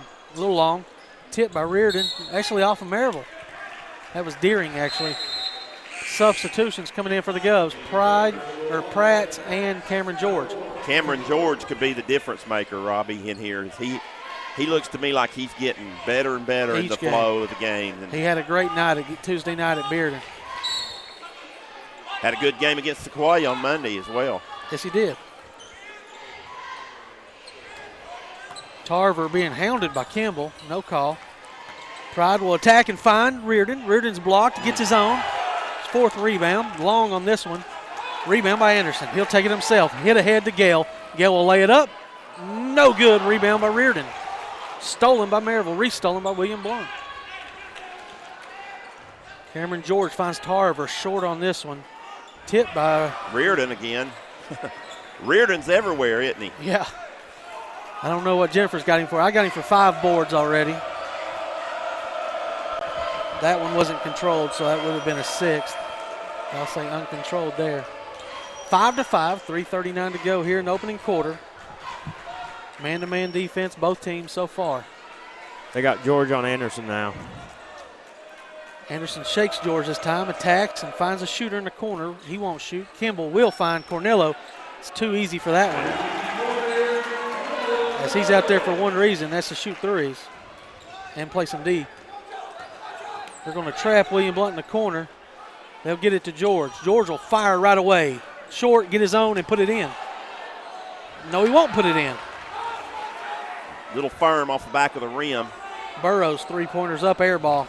Rebound by Pratchett. Oh, Tarver good job by Carver. Yeah. Carver coming back to it, Robbie. That was going to be a turnover.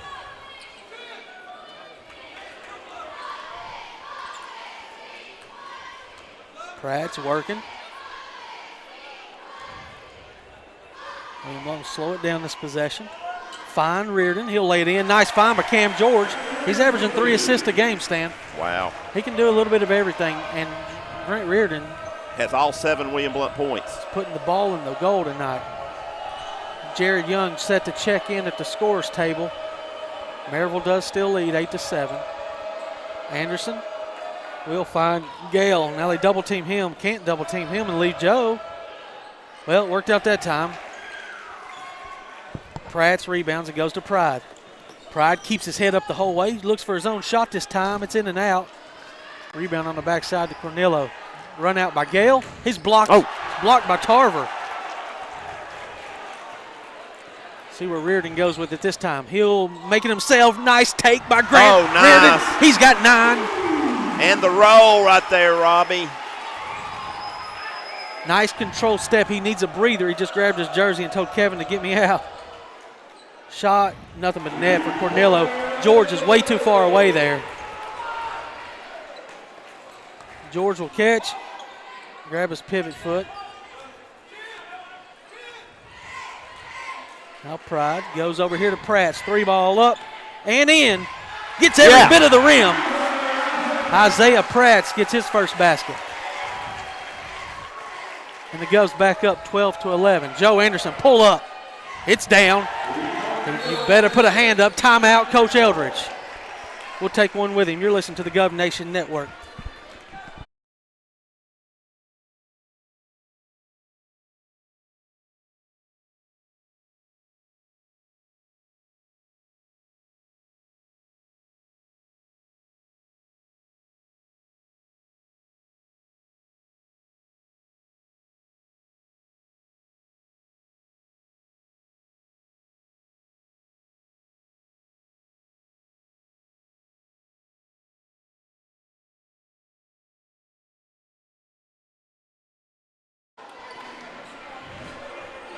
Back at William Blount, where you enjoy some of the highlights here. It's been the Grant Reardon show for William Blount, as all their points have come from Reardon other than Isaiah Pratt's 3. So with a minute to go here, Robbie, we're down 2, 14-12. Yeah, and Anderson, you let Anderson get his, is that his first 3? No, he's got 2. 2 threes, okay. Zone for Maryville this possession. As they brought in Gara, the 6'8" post player. They put him up top, too, on that and zone. Maples also, Ashton Maples, wide receiver for Maryville, checks in. George, deep 3. Nothing. Got it. Net.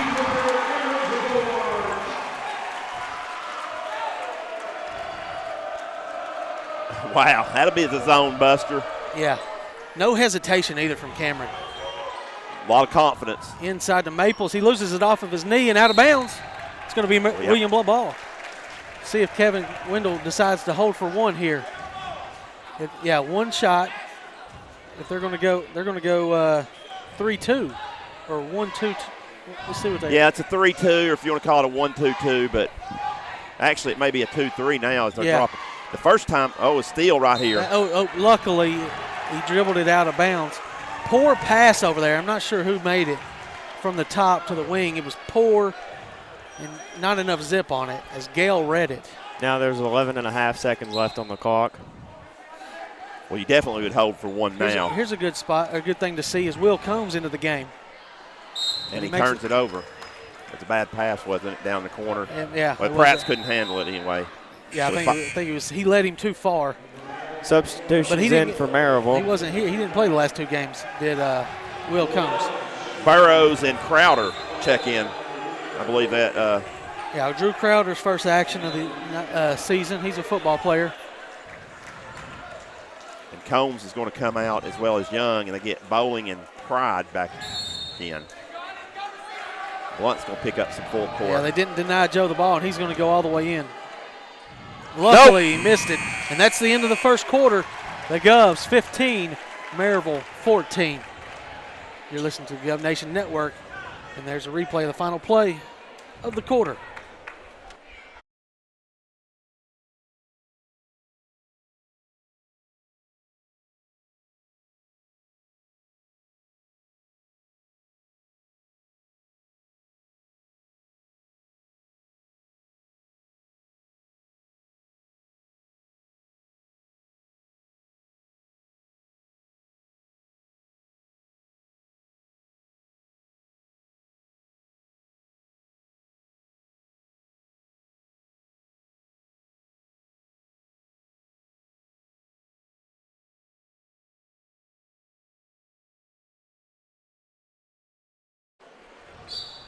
We are set for second quarter action. William Blount with the early lead here, 15-14.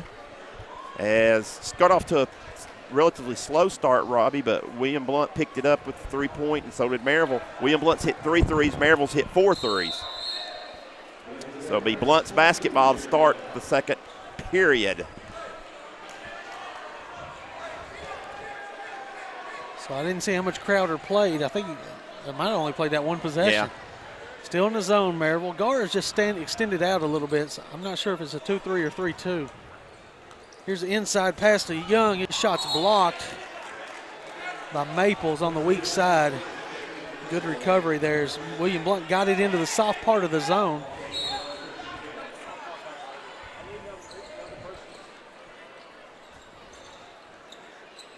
Pratt's didn't shoot. Now goes to Pride. Back to Pratt. This one's got to go down. Yeah. It will. Money. And not poor recognition by Gale and Cornello on the shooter in the corner. And Coach Elders just whistled to him. Anderson goes to Cornello. He won't shoot. Finds Maples into Garra. Garra will lay it up and in. Too deep. 6'8". He can just turn and lay it in.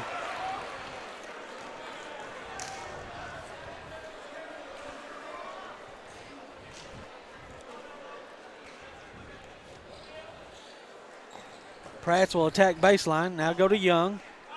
Young's lost his dribble. Well, I guess he didn't. Over to Pride. Pride's three. In there. Chance. Pride getting on the triple column.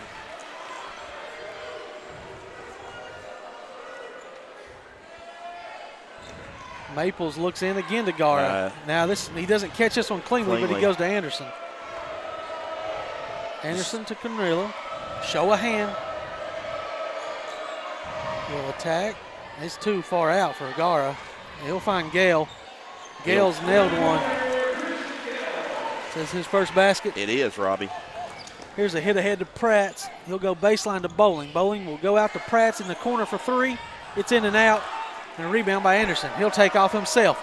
He'll attack, try to draw a body. No call, out of bounds off Bowling. Yeah, Gale comes in averaging 19.7 on this young season, 6 games. But you know, some football players back, his shots will not go he won't get as many shots. But he does show you 19.7 through 6 games as a capable shooter.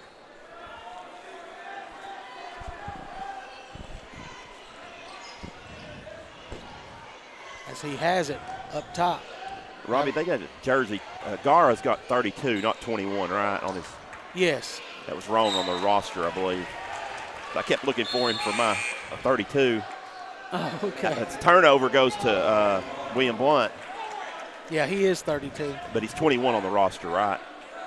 Yes. Okay. I just knew it from memory, I guess. He was the dunk champion this year at the Jamboree. William Blount leading 21-19. And why not at 6'8", right? He was the favorite. Pride pull up, no good. Rebound Anderson. 3 or 4 rebounds for Joe now. Got to cut him off. He pulls into one and knocks it down. That's his third 3 of the night. All of his shots are 3-point shots that he's made anyway. Reardon back in the game for William Blount.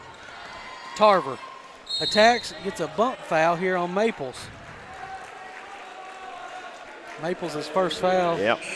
First foul whistled against Maryville, Robbie. William Blount ain't been whistled for one. I think they have one, don't they? Oh, no, you're right. That's the first foul of the game. Wow. Unbelievable. A quarter in 2 minutes. 2.5 minutes. So we played 10.5 minutes without a foul. That's awesome. Wet spot on the floor. Janitor Joe Anderson's clocking in.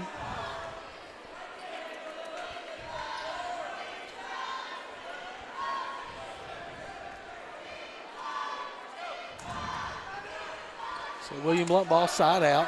Bowling into Reardon. Needs to get it to Deering. Now he finds wide open. Pride. Off this time long. Rebound Kimball. It's a jump ball.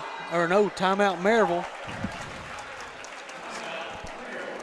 Can't say it was a travel because Kimball dropped the ball as he was going to the ground. Good crowds filled in here now, Stan. Yep. As the upper deck, say halfway full on both sides. The lower deck is completely full. Both student sections represented well all the way just about to the top row.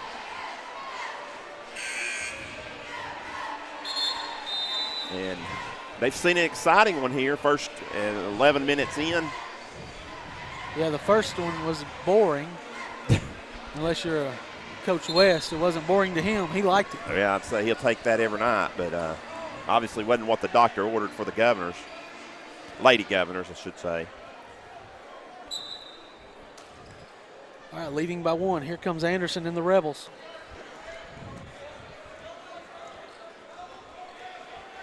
Double screen coming. He'll step back through it. Short on this one.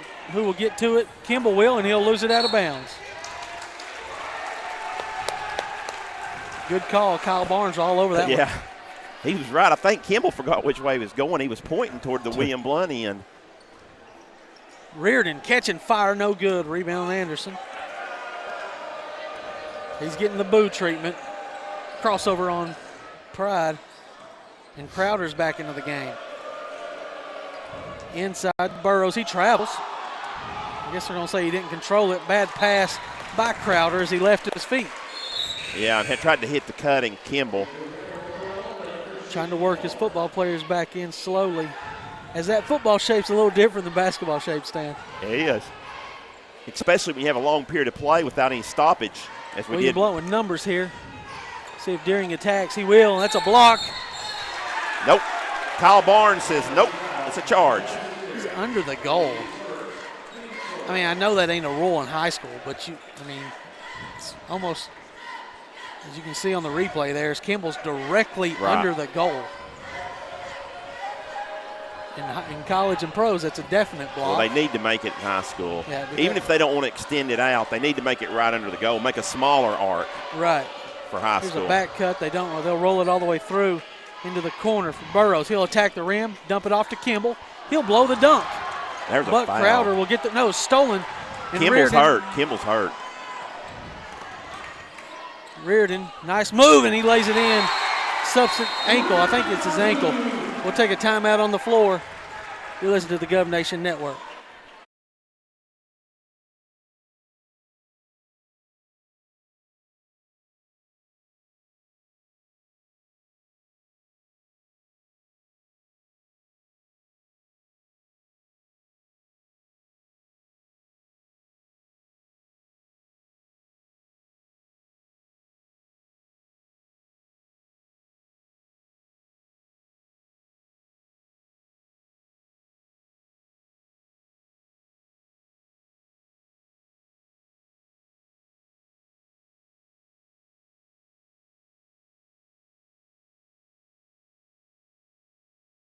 A replay of that last move by Grant, or did you already run it?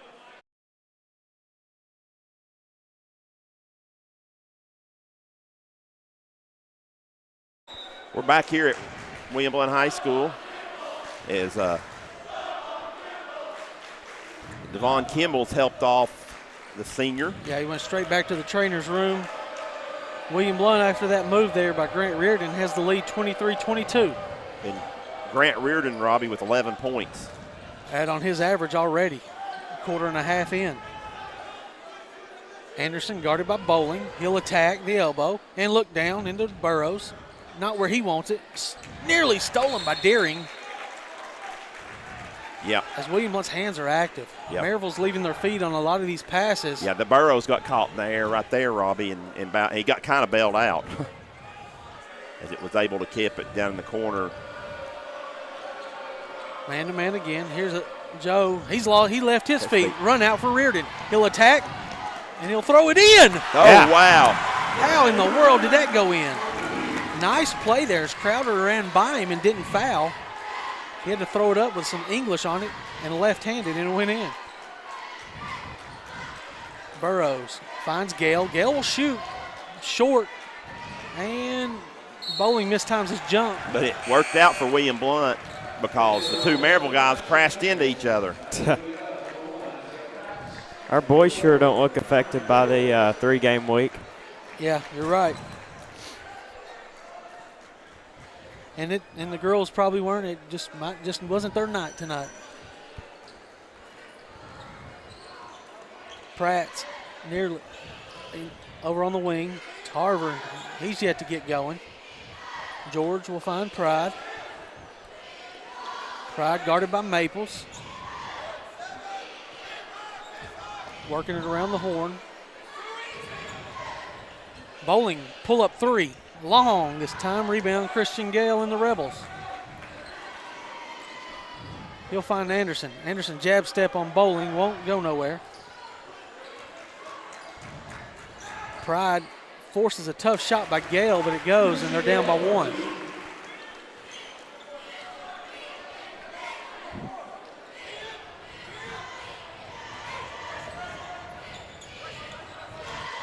Pull up 3 by Pratt's no good. Rebound by Anderson.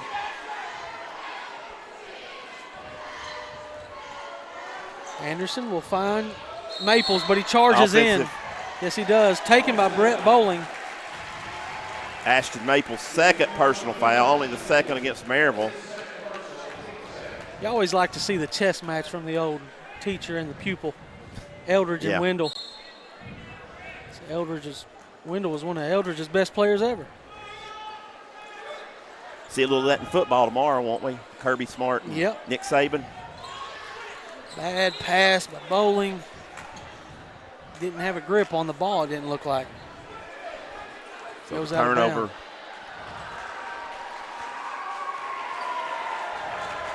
We got Steins. I don't know what the students say. Some student from William Blount just walking through the Maryville section. 38-0 is what it says. Gosh. 3 ball down by Cornello. Somebody from Maryville just showed the score for the William Blount Maryville game. Yeah, I was going to say, don't be doing that. That's not the one to go at. Bowling guarded by Anderson. Anderson, no fouls yet? Nope. Tarver gets his name in the book, and it's a big one to give the Govs a lead by 1. Oh, now they left Gale. He strokes it. Oh, my gosh. Well, I don't understand that. Transition defense. Porous. There's a bump by Anderson. It's a bump by Anderson. They called it. That was the Sequoia game ×2 right there. Yeah. Reardon and Young check back in. Bowling and Pride check out. 1 minute to go before the half.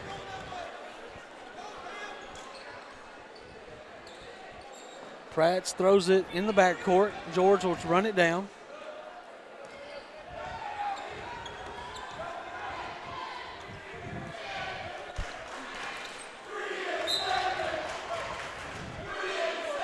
And there's the retaliation, Robbie. 3 and 7. You knew something was coming. You go in. Tarver, pull up, in and out, rebound off of Anderson, saved by Jared Young's going to steal it over to Reardon. Pull up, 18-footers down, and we're tied again. You know that was going down on Reardon night. Yeah, it's Reardon night at Marvin L. Boring. At least Reardon first half. Anderson uses the screen, flares out to Gale. Gale off this time, rebound by Young. 24 seconds, William Blount can hold for 1. Tells Grant to go get it. He's got it across the timeline with 15. Uses a screen by Tarver.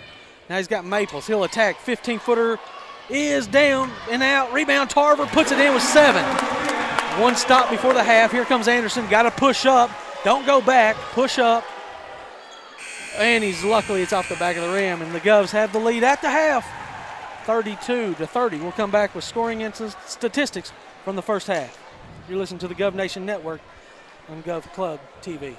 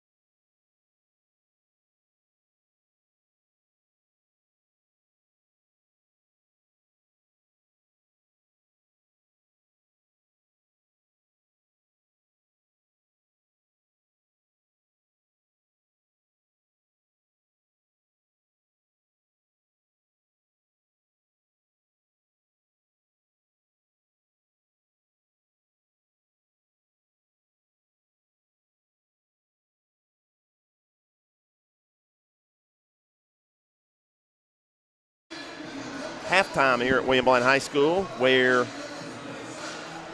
the William Blount dance team is on the floor, and William Blount holds a 2-point lead over the Maryville Rebels. Here are your statistics and scoring brought to you by Jennifer Bowling. William Blount on the night, 13 of 33 for 39% from the field.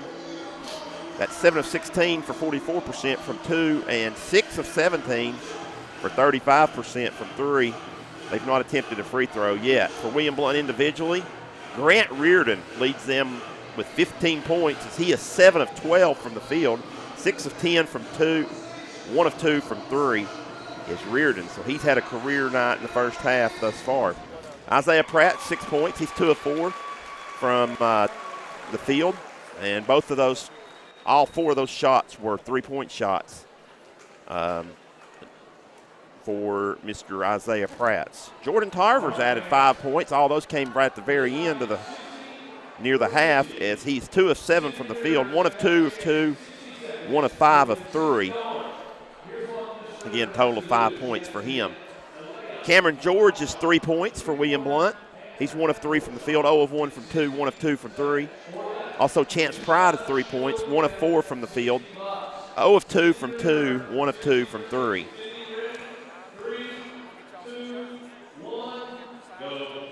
And so, rebounding, William Blount has 15 boards. They're led by Grant Reardon with 4 of those. Isaiah Pratt have 3. Brett Bowling and Jared Young with 2 each, several with 1. William Blount with 9 assists already. Jared Young with 3 of those.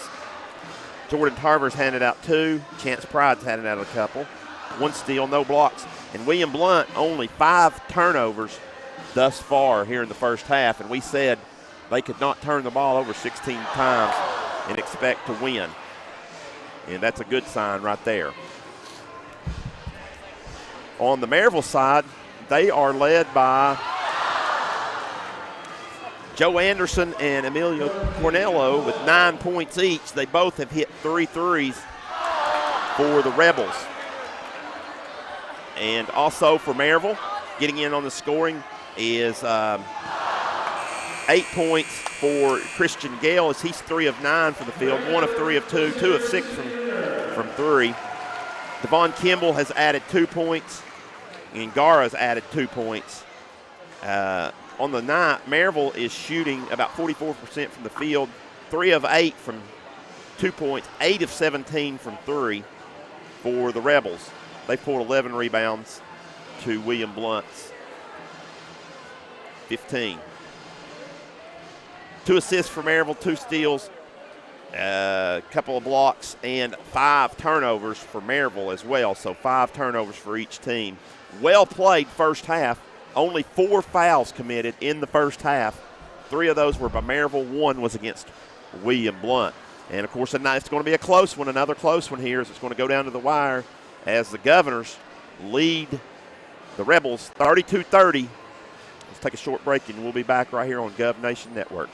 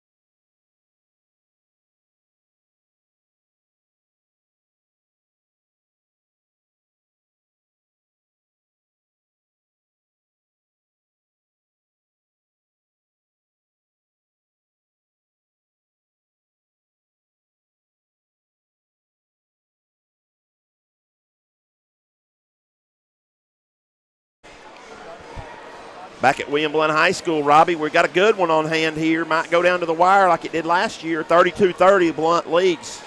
Yeah, if you remember last year, the X factor was Joe Anderson fouling out in the fourth quarter. William Blount took advantage of that.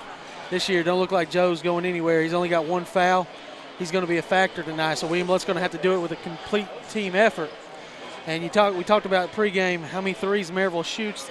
They shoot 30 a game. They make 12. They were 8 of 17 the first half, so maybe a little bit ahead of their schedule. Right. But that's a good thing, but William Blount's still ahead, and it's because of the turnovers. William Blount averaging almost 16 turnovers a game, and only had 5. And you said Maryville averaged how many a game? 9. They've already got 5 also. So, they're right on par, but William Blount behind right there. And then William Blount, you said, it only averages how many makes a game? 6. Only averages 6. They've already hit it. Yeah, they've already hit that. So you got to feel good if you're William Blount. Foul, I don't think foul will be a factor, Robbie. There's only 4 fouls committed, 2 on Maples, 1 on this first 3 to 5 minutes will be very important in this game. As long as William Blount can take care of the ball, I think we'll be in for a neck-and-neck battle the rest of the way, these first 3 minutes. So very balanced scoring for Maryville, Robbie, as Gale has 8, and then Anderson and Cornelio with 9 each. Turning it back over to you. All right, Anderson gets it. Elbow extended, picks up his dribble as he gets in deep, finds Gale. He'll find Burrows in the corner for 3. It's off. Rebound by Chance Pride on the weak side. Bring it across, and he'll use a screen from Deering. Double screen over there, pops out Bowling. A 3, a little short and left. Rebound by Cornello. Blount needs to get Bowling going in the action. I think that's what they tried there. Pull up 5-footer for Anderson's good, and we're tied. Tarver's ahead of everybody. He'll catch, and he'll put it in and 1. Fouls on Cornello. That was poor transition defense by the Rebels that time as they come up in a press, and Tarver got behind. Yeah, you got to know where you're at. So Tarver completes the 3-point play. Tarver, 70% free throw shooter, makes that one. And the Govs up by 3. Anderson will attack, pull up 15-footer this time is nothing but net. So it's Joe Anderson time. As the Rebels down by 1. Inside to Deering. He catches that deep and will miss it off the back of the rim. No resistance there. He's got to go stronger. Anderson attacks and stolen by Bowling and off of Pride's hand, though. And I think Joe caught Bowling in the eye. Accidental.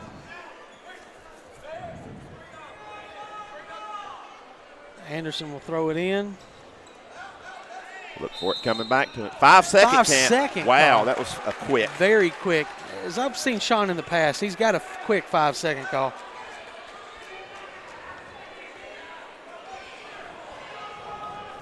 We'll take it, though. 6:40 to go, leading by 1. Bowling into Deering. Score! He waited too long, and Anderson gets the rebound, but he turns it over to Bowling. And then Bowling returns it over, and now here comes Maryville on a breakaway with Gale. He'll go to Cornello. And he'll draw the foul. Non-shooting as he passed it.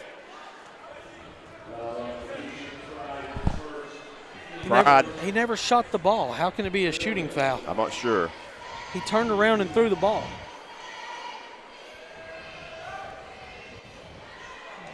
Ball never lies.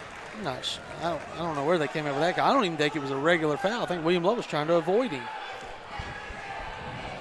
But William Lowe's got to score when they get down there. Deering had nobody on him. Hit ahead to Pride. Now they'll bring it back out with Bowling across to Reardon. Not off to the hot start he was in the first half. Bowling being guarded hard by Anderson. He turns it over.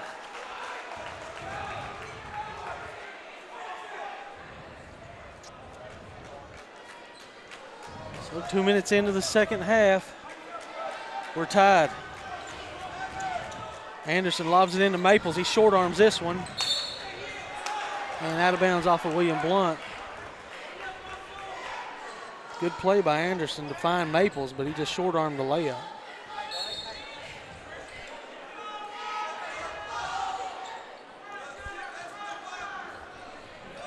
Gale doesn't shoot, goes to Anderson. He'll work against Pride.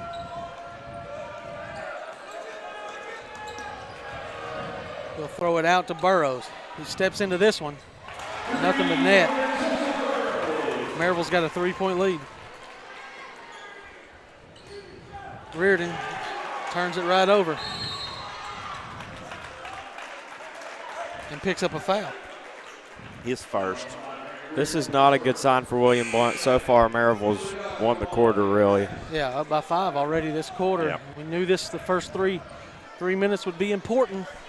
9-3, Robbie, on the scoreboard. Is it right? Or is it 8-3? 8-3, 8-3, you're right. Maples is in the lane. Still, that's 4 or 5 seconds. Maples never got out of the lane, setting a screen. He's going to get a putback. And he draws the foul on that.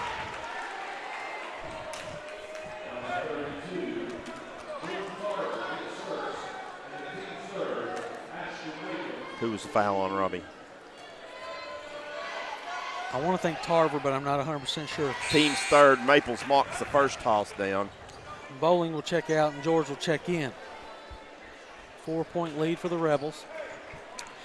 As they lost one of their players to an ankle injury, we believe, in the first half, Devon Kimball. Second free throw by Maples is nothing but net, and they're up by 5.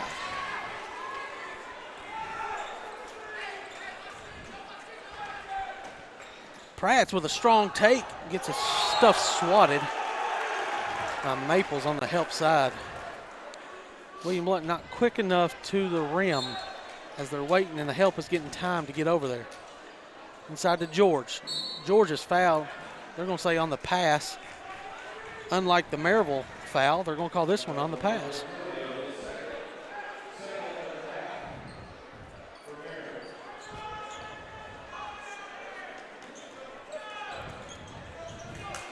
Tarver loses it. That's a push. No. On the line, they They'll say. say out of bounds. I don't know. Kyle told Kevin that he lost track of the foul, or didn't really see the foul. He just saw the out of bounds. Anderson finds Cornello in the corner. Back to Anderson. Anderson all the way in, hooks it in. They're up by 7. That was a tough shot. Tarver needs to make this one. He Stem does. the tide. Timeout, Kevin Wendell. We'll take one with him. You're listening to the Gov Nation Network.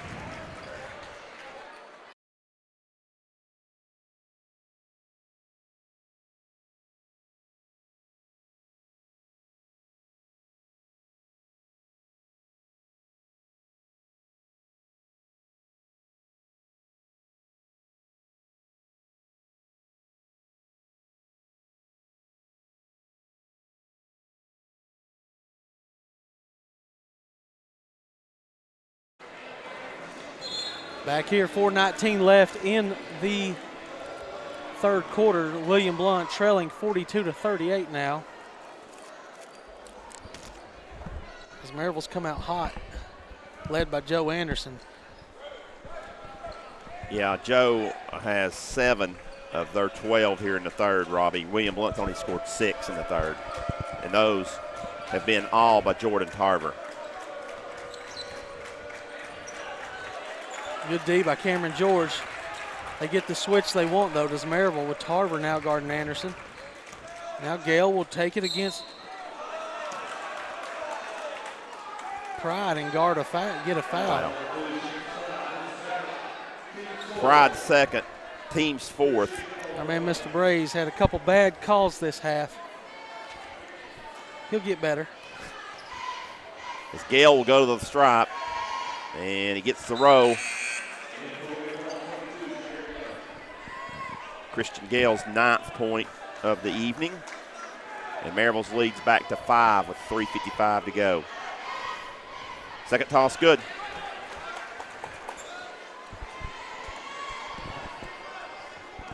Maryville leads by 6.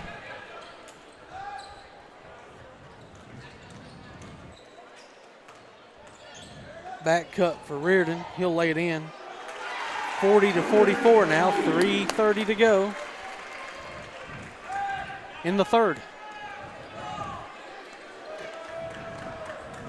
Anderson goes to Maples. Now to Gale. Guarded by Young. Gale will look to work. He'll go left-hand hook. No good. Rebound by Maples. Blocked by Tarver on the backside. Saved by William Blount, and they're off and running is Tarver. Tarver's going to attack to the corner. Nearly stolen by Burrows.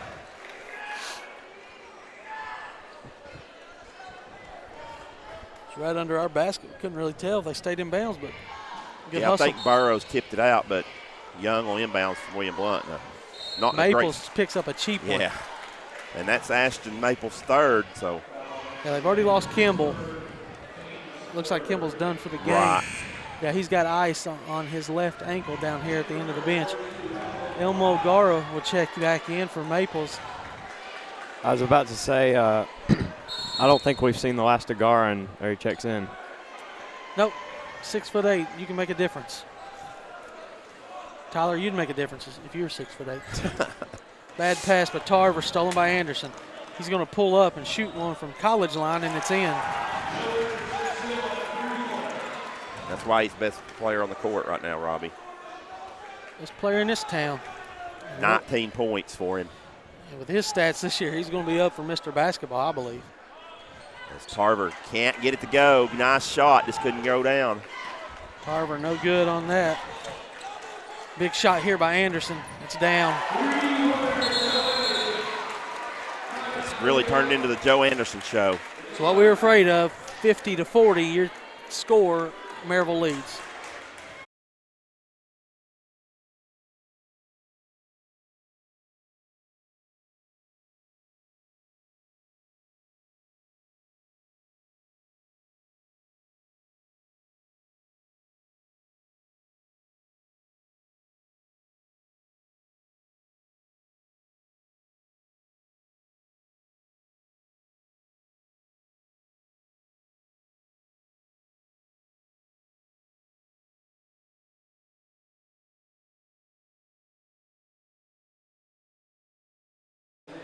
Quick timeout, hopefully to help with the ball screen defense there as the Govs are sloughing back and going under the screen stand. That's not good for a shooter like Anderson. He's going to light that up. Can't go under on Joe Anderson.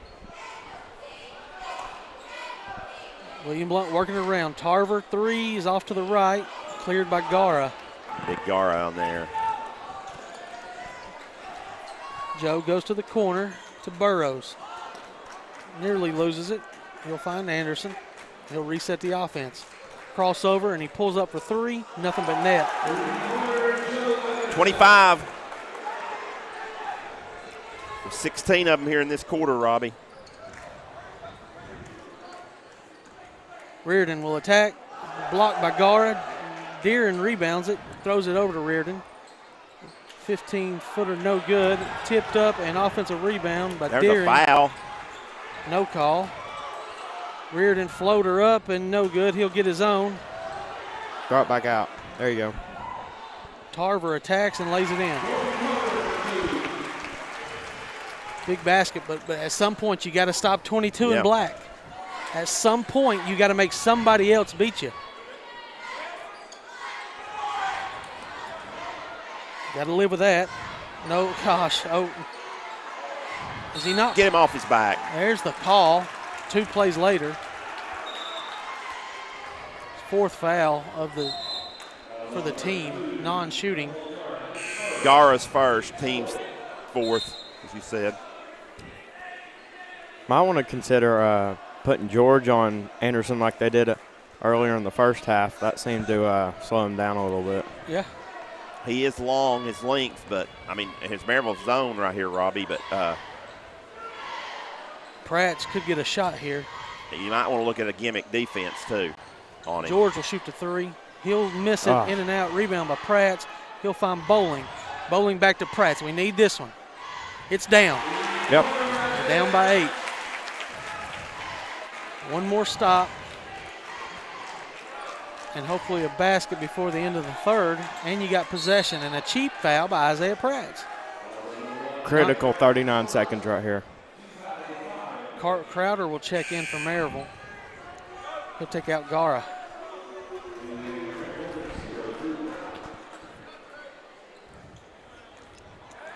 Tarver trying to force Anderson left. 30 seconds left in the third quarter. There's a hook possibly by Cornello. Baseline take by Gale. He'll skip it over to Burrows. Maryville holding for one. 15 on the clock for Anderson.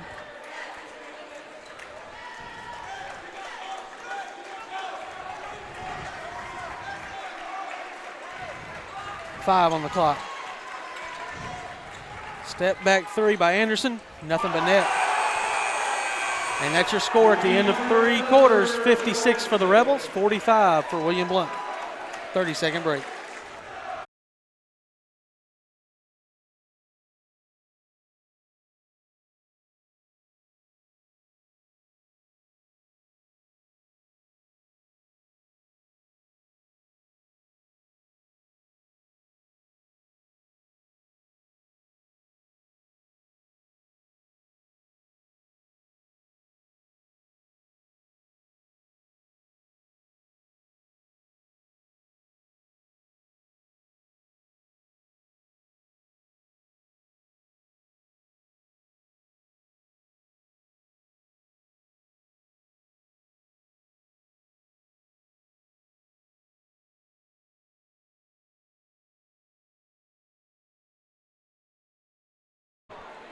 Back at William Blount High School, Robbie, that quarter brought to you by Joe Anderson.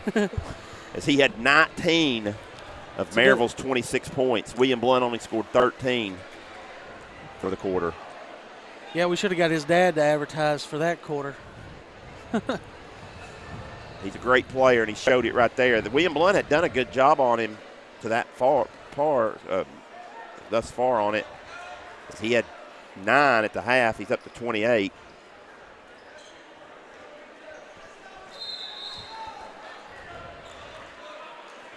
In the white hat, yes. Here's William Blount ball. Left wing, Pratt. Over to Bowling. Now Pride. Maryville zone. Looks like a reach there by Anderson. No call. Bowling inside to Deering. Out to Pratt for three. It's off. Rebound by Bowling, possibly. He hands it to Deering. Deering is fouled. Yeah. He asked to put his hands up. No, he went down. As we'll see on the replay here, he clearly swats down. Yeah. In fact, he fouled someone else before that. Gara's second, team's fifth, but the and one coming here for Deering, who's been kind of quiet tonight, as that was his first 2 points. And cannot make the three-point play, but Bowling tips the rebound. Need a big shot here, short. Tipped again. And Bowling's going to they're going to get Bowling for jumping in right there. Yeah, tough call as he was hustling. No, what they got Deering. Oh, over the back? I guess Deering's second, team 6. So I didn't see that, but I thought they would have got Bowling. That was a big shot to cut it down to 6. 9. No, I'm saying if he would have made it. Pride would have made that 3. Gale working on Pride now. He'll go to the corner to Canillo. Step back by Gale. No, he'll find a teammate in the corners. Cornillo. He'll attack. Pass to Gale for 3. It's short. Rebound is going to be ran down by Pride. Deering really had it. Here's Pratt's is wide open. 5 on 4. Big shot by Isaiah. In and out. Rebound Deering. He's fouled on the backside. Gara was late getting down the court, Robbie, and so he got boxed out right there. But I'm not sure that wasn't a clean. No, you can see on the replay right there, his actually the bottom of his hand hit the back of the head of Deering. He's so tall. Well, that's his third. Deering is an 82% free throw shooter on the season. Just missed one. Now he's missed 2 in a row. Back to back. Little nerves here. As Maples will check in for Gara. Of course, Maples checking back in with 3 fouls also, Robbie. So Gara goes to the bench with 3. Maples checks in with 3. Of course, Kimball out for the game with the ankle injury as Deering hits the second toss. All right, lead is down to 9. 8. 8.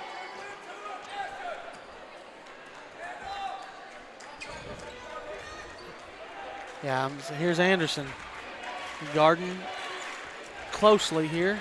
See what they do with the screen. He'll attack it, pull up. No good this time, too strong. Rebound by Bowling. Bowling will attack on a spin move, lose the dribble, and run out for Gale. He'll lay it in for Maryville. Leads back Tough to 10. break for William Blount.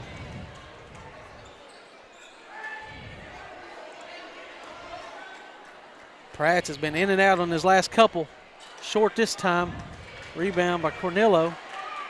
And he throws it to Pratt.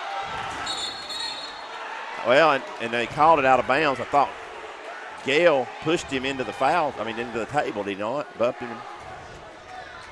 I thought he at least hit it out of bounds. No, I think it was out on Pratt's, but he got ran over. 6 minutes to go, trailing 58-48 are the Govs. Anderson steps into a 3. What do you do, Robbie? You guard him closer. You get closer to him. I think at this point you got to double him. You make him go by you. Reardon's 3 is no good. Instead, we're retreating. Well, See yeah, how that right there. he hit the wire, luckily.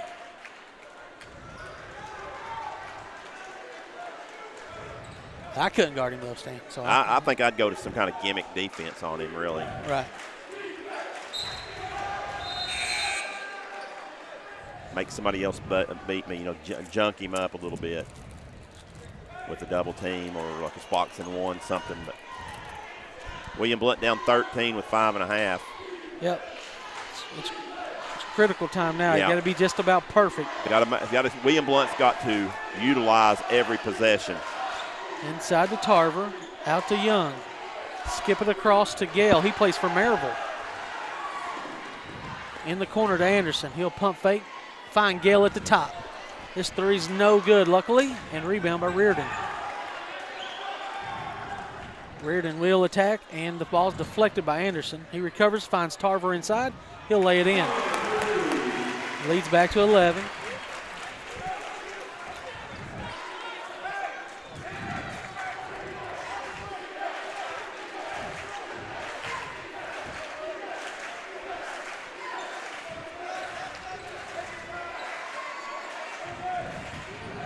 Gale hesitant to shoot that 3. Tarver deflects it out of Maples' hands. Now here comes Cornillo on a cut.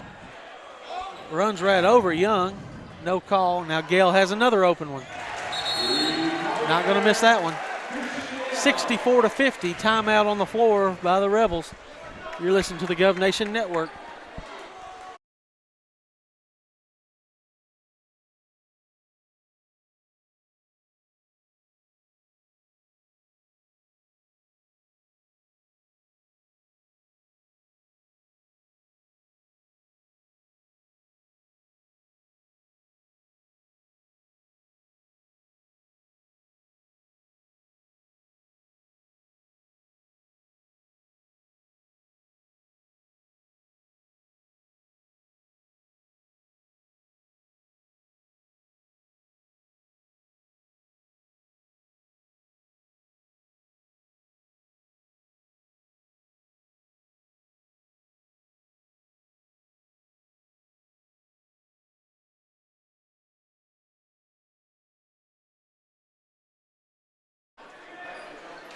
We're back at William Blount High School after the timeout there.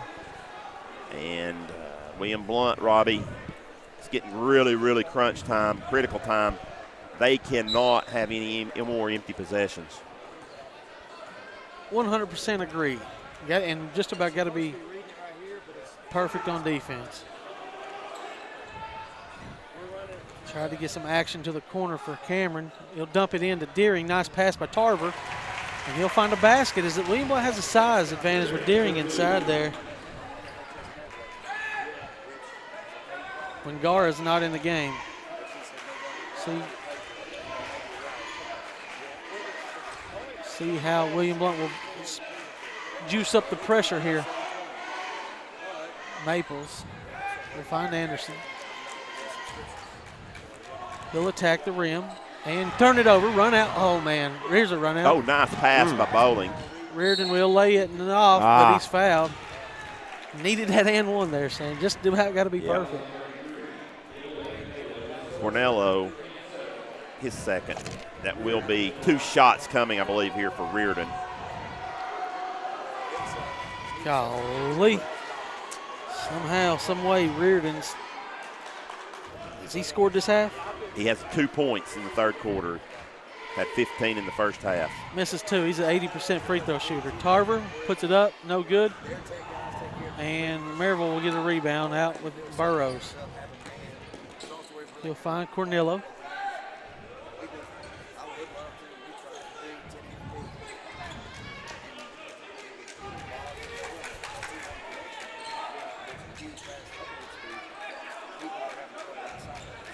Maples has it in the corner. Throws a wild pass that Cornello grabs. Tarver guarding him. 5-second count is on, and he breaks it at the last second. Finds Gale. In there, all around the rim. Stan, that will do it. Yeah. There goes. Chances of winning tonight are gone. Down by 15 with 2:45 to go. Inside the earring, he'll lay it up, and 4th foul called on Maples.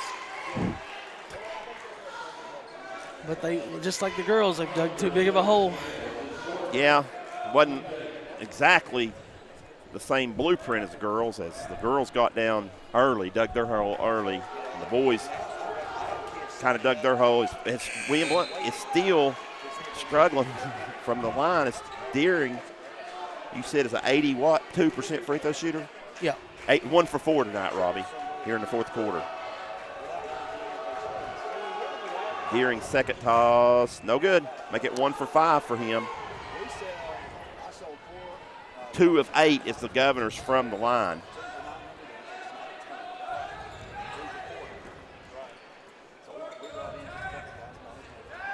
So with 2:20 to go in this one, Maryville can run it out.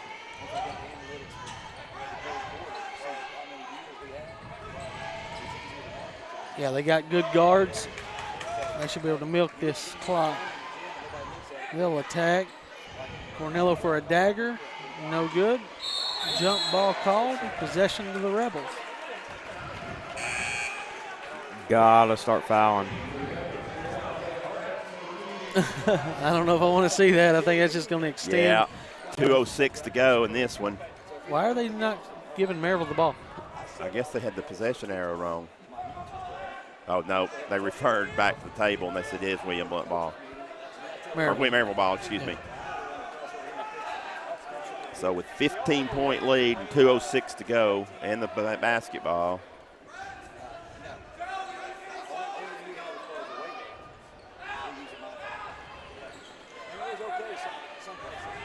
Maryville will have it. Breaking the count is Gale. Now he turns it over, steps. Oh, they call it deflected. Who deflected it? Don't know, but the layup by Maples. The only person that deflected was the guy dribbling the ball. Pratt's for 3. No good. Rebound Bowling. He's fouled a couple times. Throws up a wild shot. Can't get it to go. Now Maples turns it over. Tarver with the assist to Bowling. Bowling's first points, Robbie. We'll take a break with them.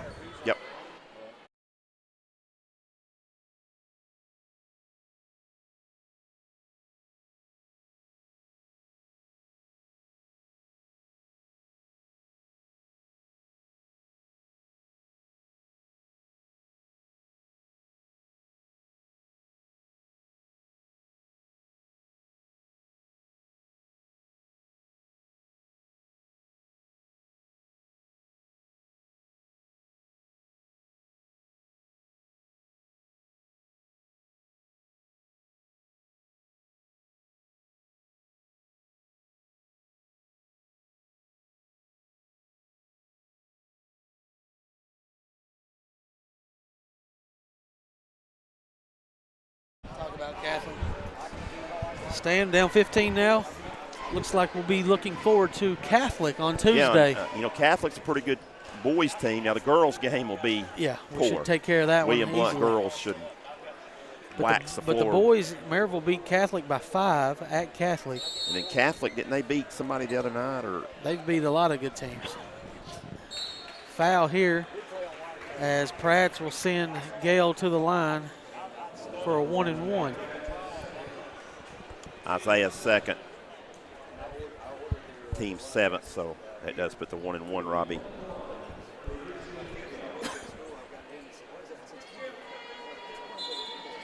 Yeah, Catholic beat up on Heritage pretty good the other night, I think. Yeah, I remember they had the post player that was ineligible last year, and then they got a few pieces around them. Of course, the Jancic kid. Short on the free throw. Isn't he a walk-on at UT? Is that where he's at? I think so, yeah. He was a good post player for him last year. Poor pass by Pride, stolen by Anderson. They'll find Crowder, and they'll travel because they have Maples and Crowder both had the ball together. So 1:08 to go, down by 15 still. Pride goes to Bowling, back to Pride, inside, bad pass again by Pride. And stolen by Maryville. Need a bounce pass there, Stan. Yep. Here's a 3-ball by Gale, no good, rebounded, run out by George. He'll attack Joe, nice hands by Gale on the backside, stolen by Pride. He'll find Tarver for a 3, it's good. They'll let the clock tick, we're down by 12. See if we can get a turnover here. Cornillo nearly lost it. We're gonna bail him out with a foul on Pride. Tell you what, Tarver's put together a pretty good half or ball game, Robbie, after doing scoreless in the first quarter. He's now has 18. Yeah, Tarver's had a bright second half. Pride picks up his 3rd foul. Cornillo short again. Maybe we should have been fouled a long time ago. Tarver, deep 3 off, rebound George. He'll pump fake, get blocked by Anderson, rebound by Pride. He'll put it no good, rebound by Bowling. He gets, well, not fouled, but Tarver puts it up and in. Down by 10 now. Tarver's 20th. They're gonna get it into Anderson. They're gonna foul him.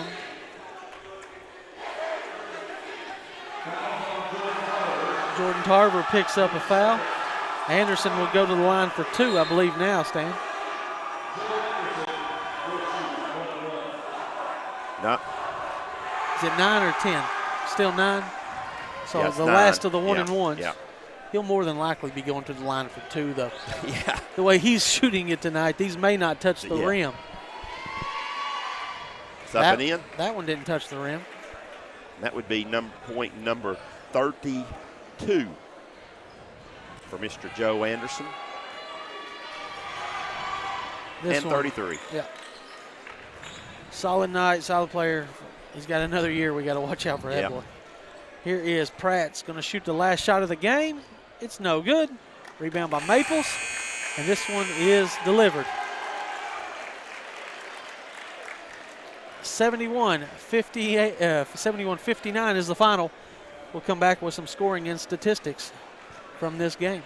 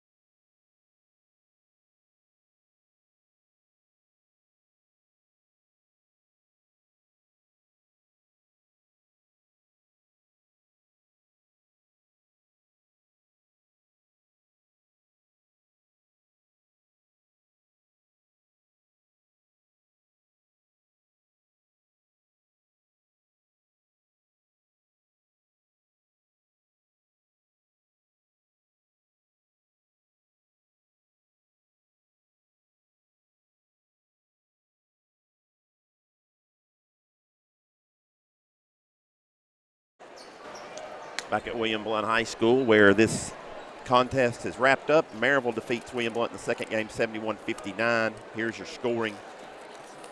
First for Maryville. Of course, they were led by Joe Anderson, 33 points. He had 19 of those in the third quarter alone. Christian Gale added at 18 points, and Cornelio with 10 points. Also contributing for the Rebels, Ashton Maples with 4, and then 2 each from Kimball. He got hurt. Left Burrows and Gara with 2 points each. That rounds out their 71. For William Blount, they were led by Jordan Tarver with 20 points. Grant Reardon had 17 points, 15 coming in the first half. 9 points for Pratts, 5 points for Deering, 3 points each for Pride and George, and 2 points for Bowling. That's a 59 for William Blount. Here are your statistics for the boys contest provided by Jennifer Bowling. William Blount shot 24-65 from the field. That's about 37%. 15 of 34, 44% from 2. 9 of 31, only 29% from 3, and 2 of 8 from the stripe for 25%. So that was poor. Didn't get there much and didn't convert when they had the opportunities. Individually for William Blount, Tarver was 8 of 17. That was 5 of 8 from 2, 3 of 9 from 3, and 1 of 1 from the field to give him 20 points, as I said. Reardon was 17 points, 8 of 16 from the field, 7 of 13 from 2, 1 of 3 from 3. He was 0 for 2 from the stripe. Isaiah Pratt's 9 points, 3 of 11 from the field, 27%, 0 of 1 from 2, 3 of 10 from 3 for Isaiah.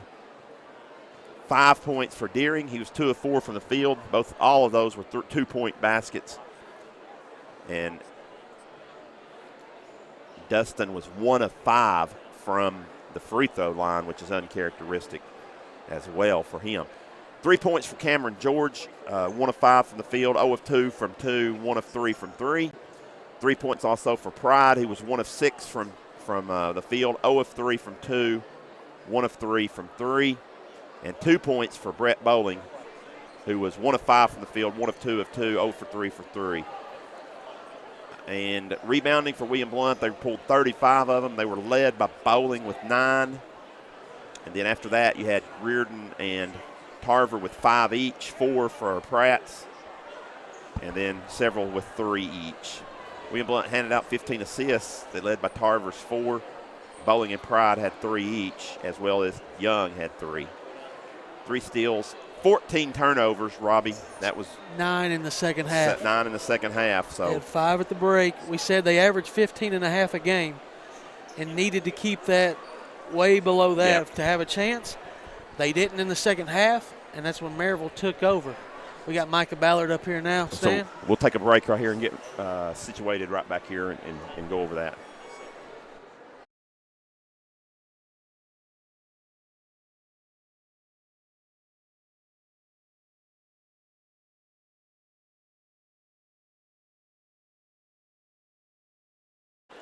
All right, we're back here as the Govs fall. Stan, final score was 71-59. Micah, free throws. William Blount shoots 70% from the foul line. Didn't make none there. I think 2 for 8. And turnovers was a big factor. At the half, you only had 5. You were leading by 2.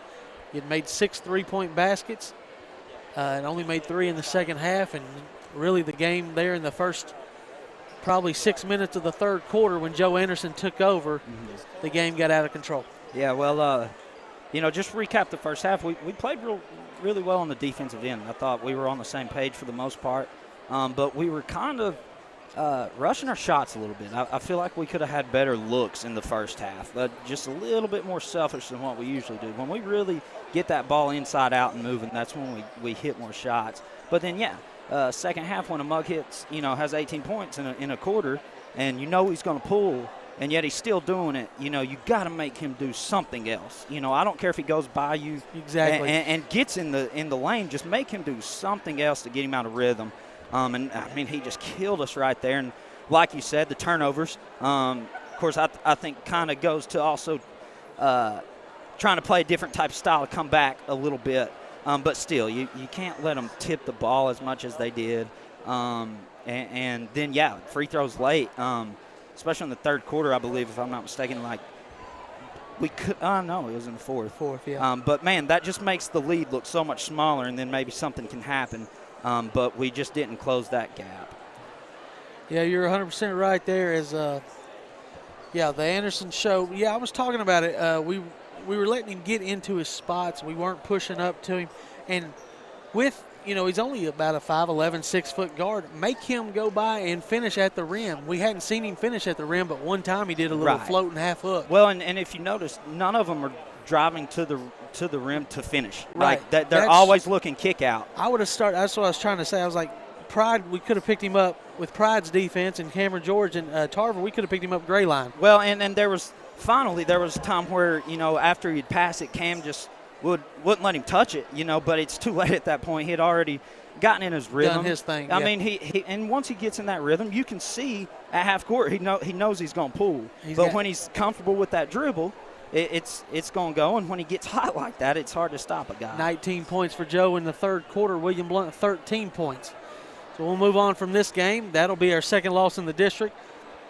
Move to 1-2, but you got a big game here again Tuesday night, Mike, and Catholic coming in. Yeah, and that's going to be one where they've probably got some advantages in some matchups, but it's all about playing hard. It's all about and like I said, man, I think we should have had a little bit bigger of a lead in the first half because we did play good defense, but it just wasn't the usual. I feel like we can get great shots with the team that we have, and we were just kind of settling a little bit in the first half. If you've got more of a lead on them at the half, then the whole game is different. But the fact that they were able to extend in the third like they did, we just got behind and then couldn't get it back. All right, that's assistant coach Micah Ballard. The Govs fall tonight. Both boys and girls JV did get a win, though.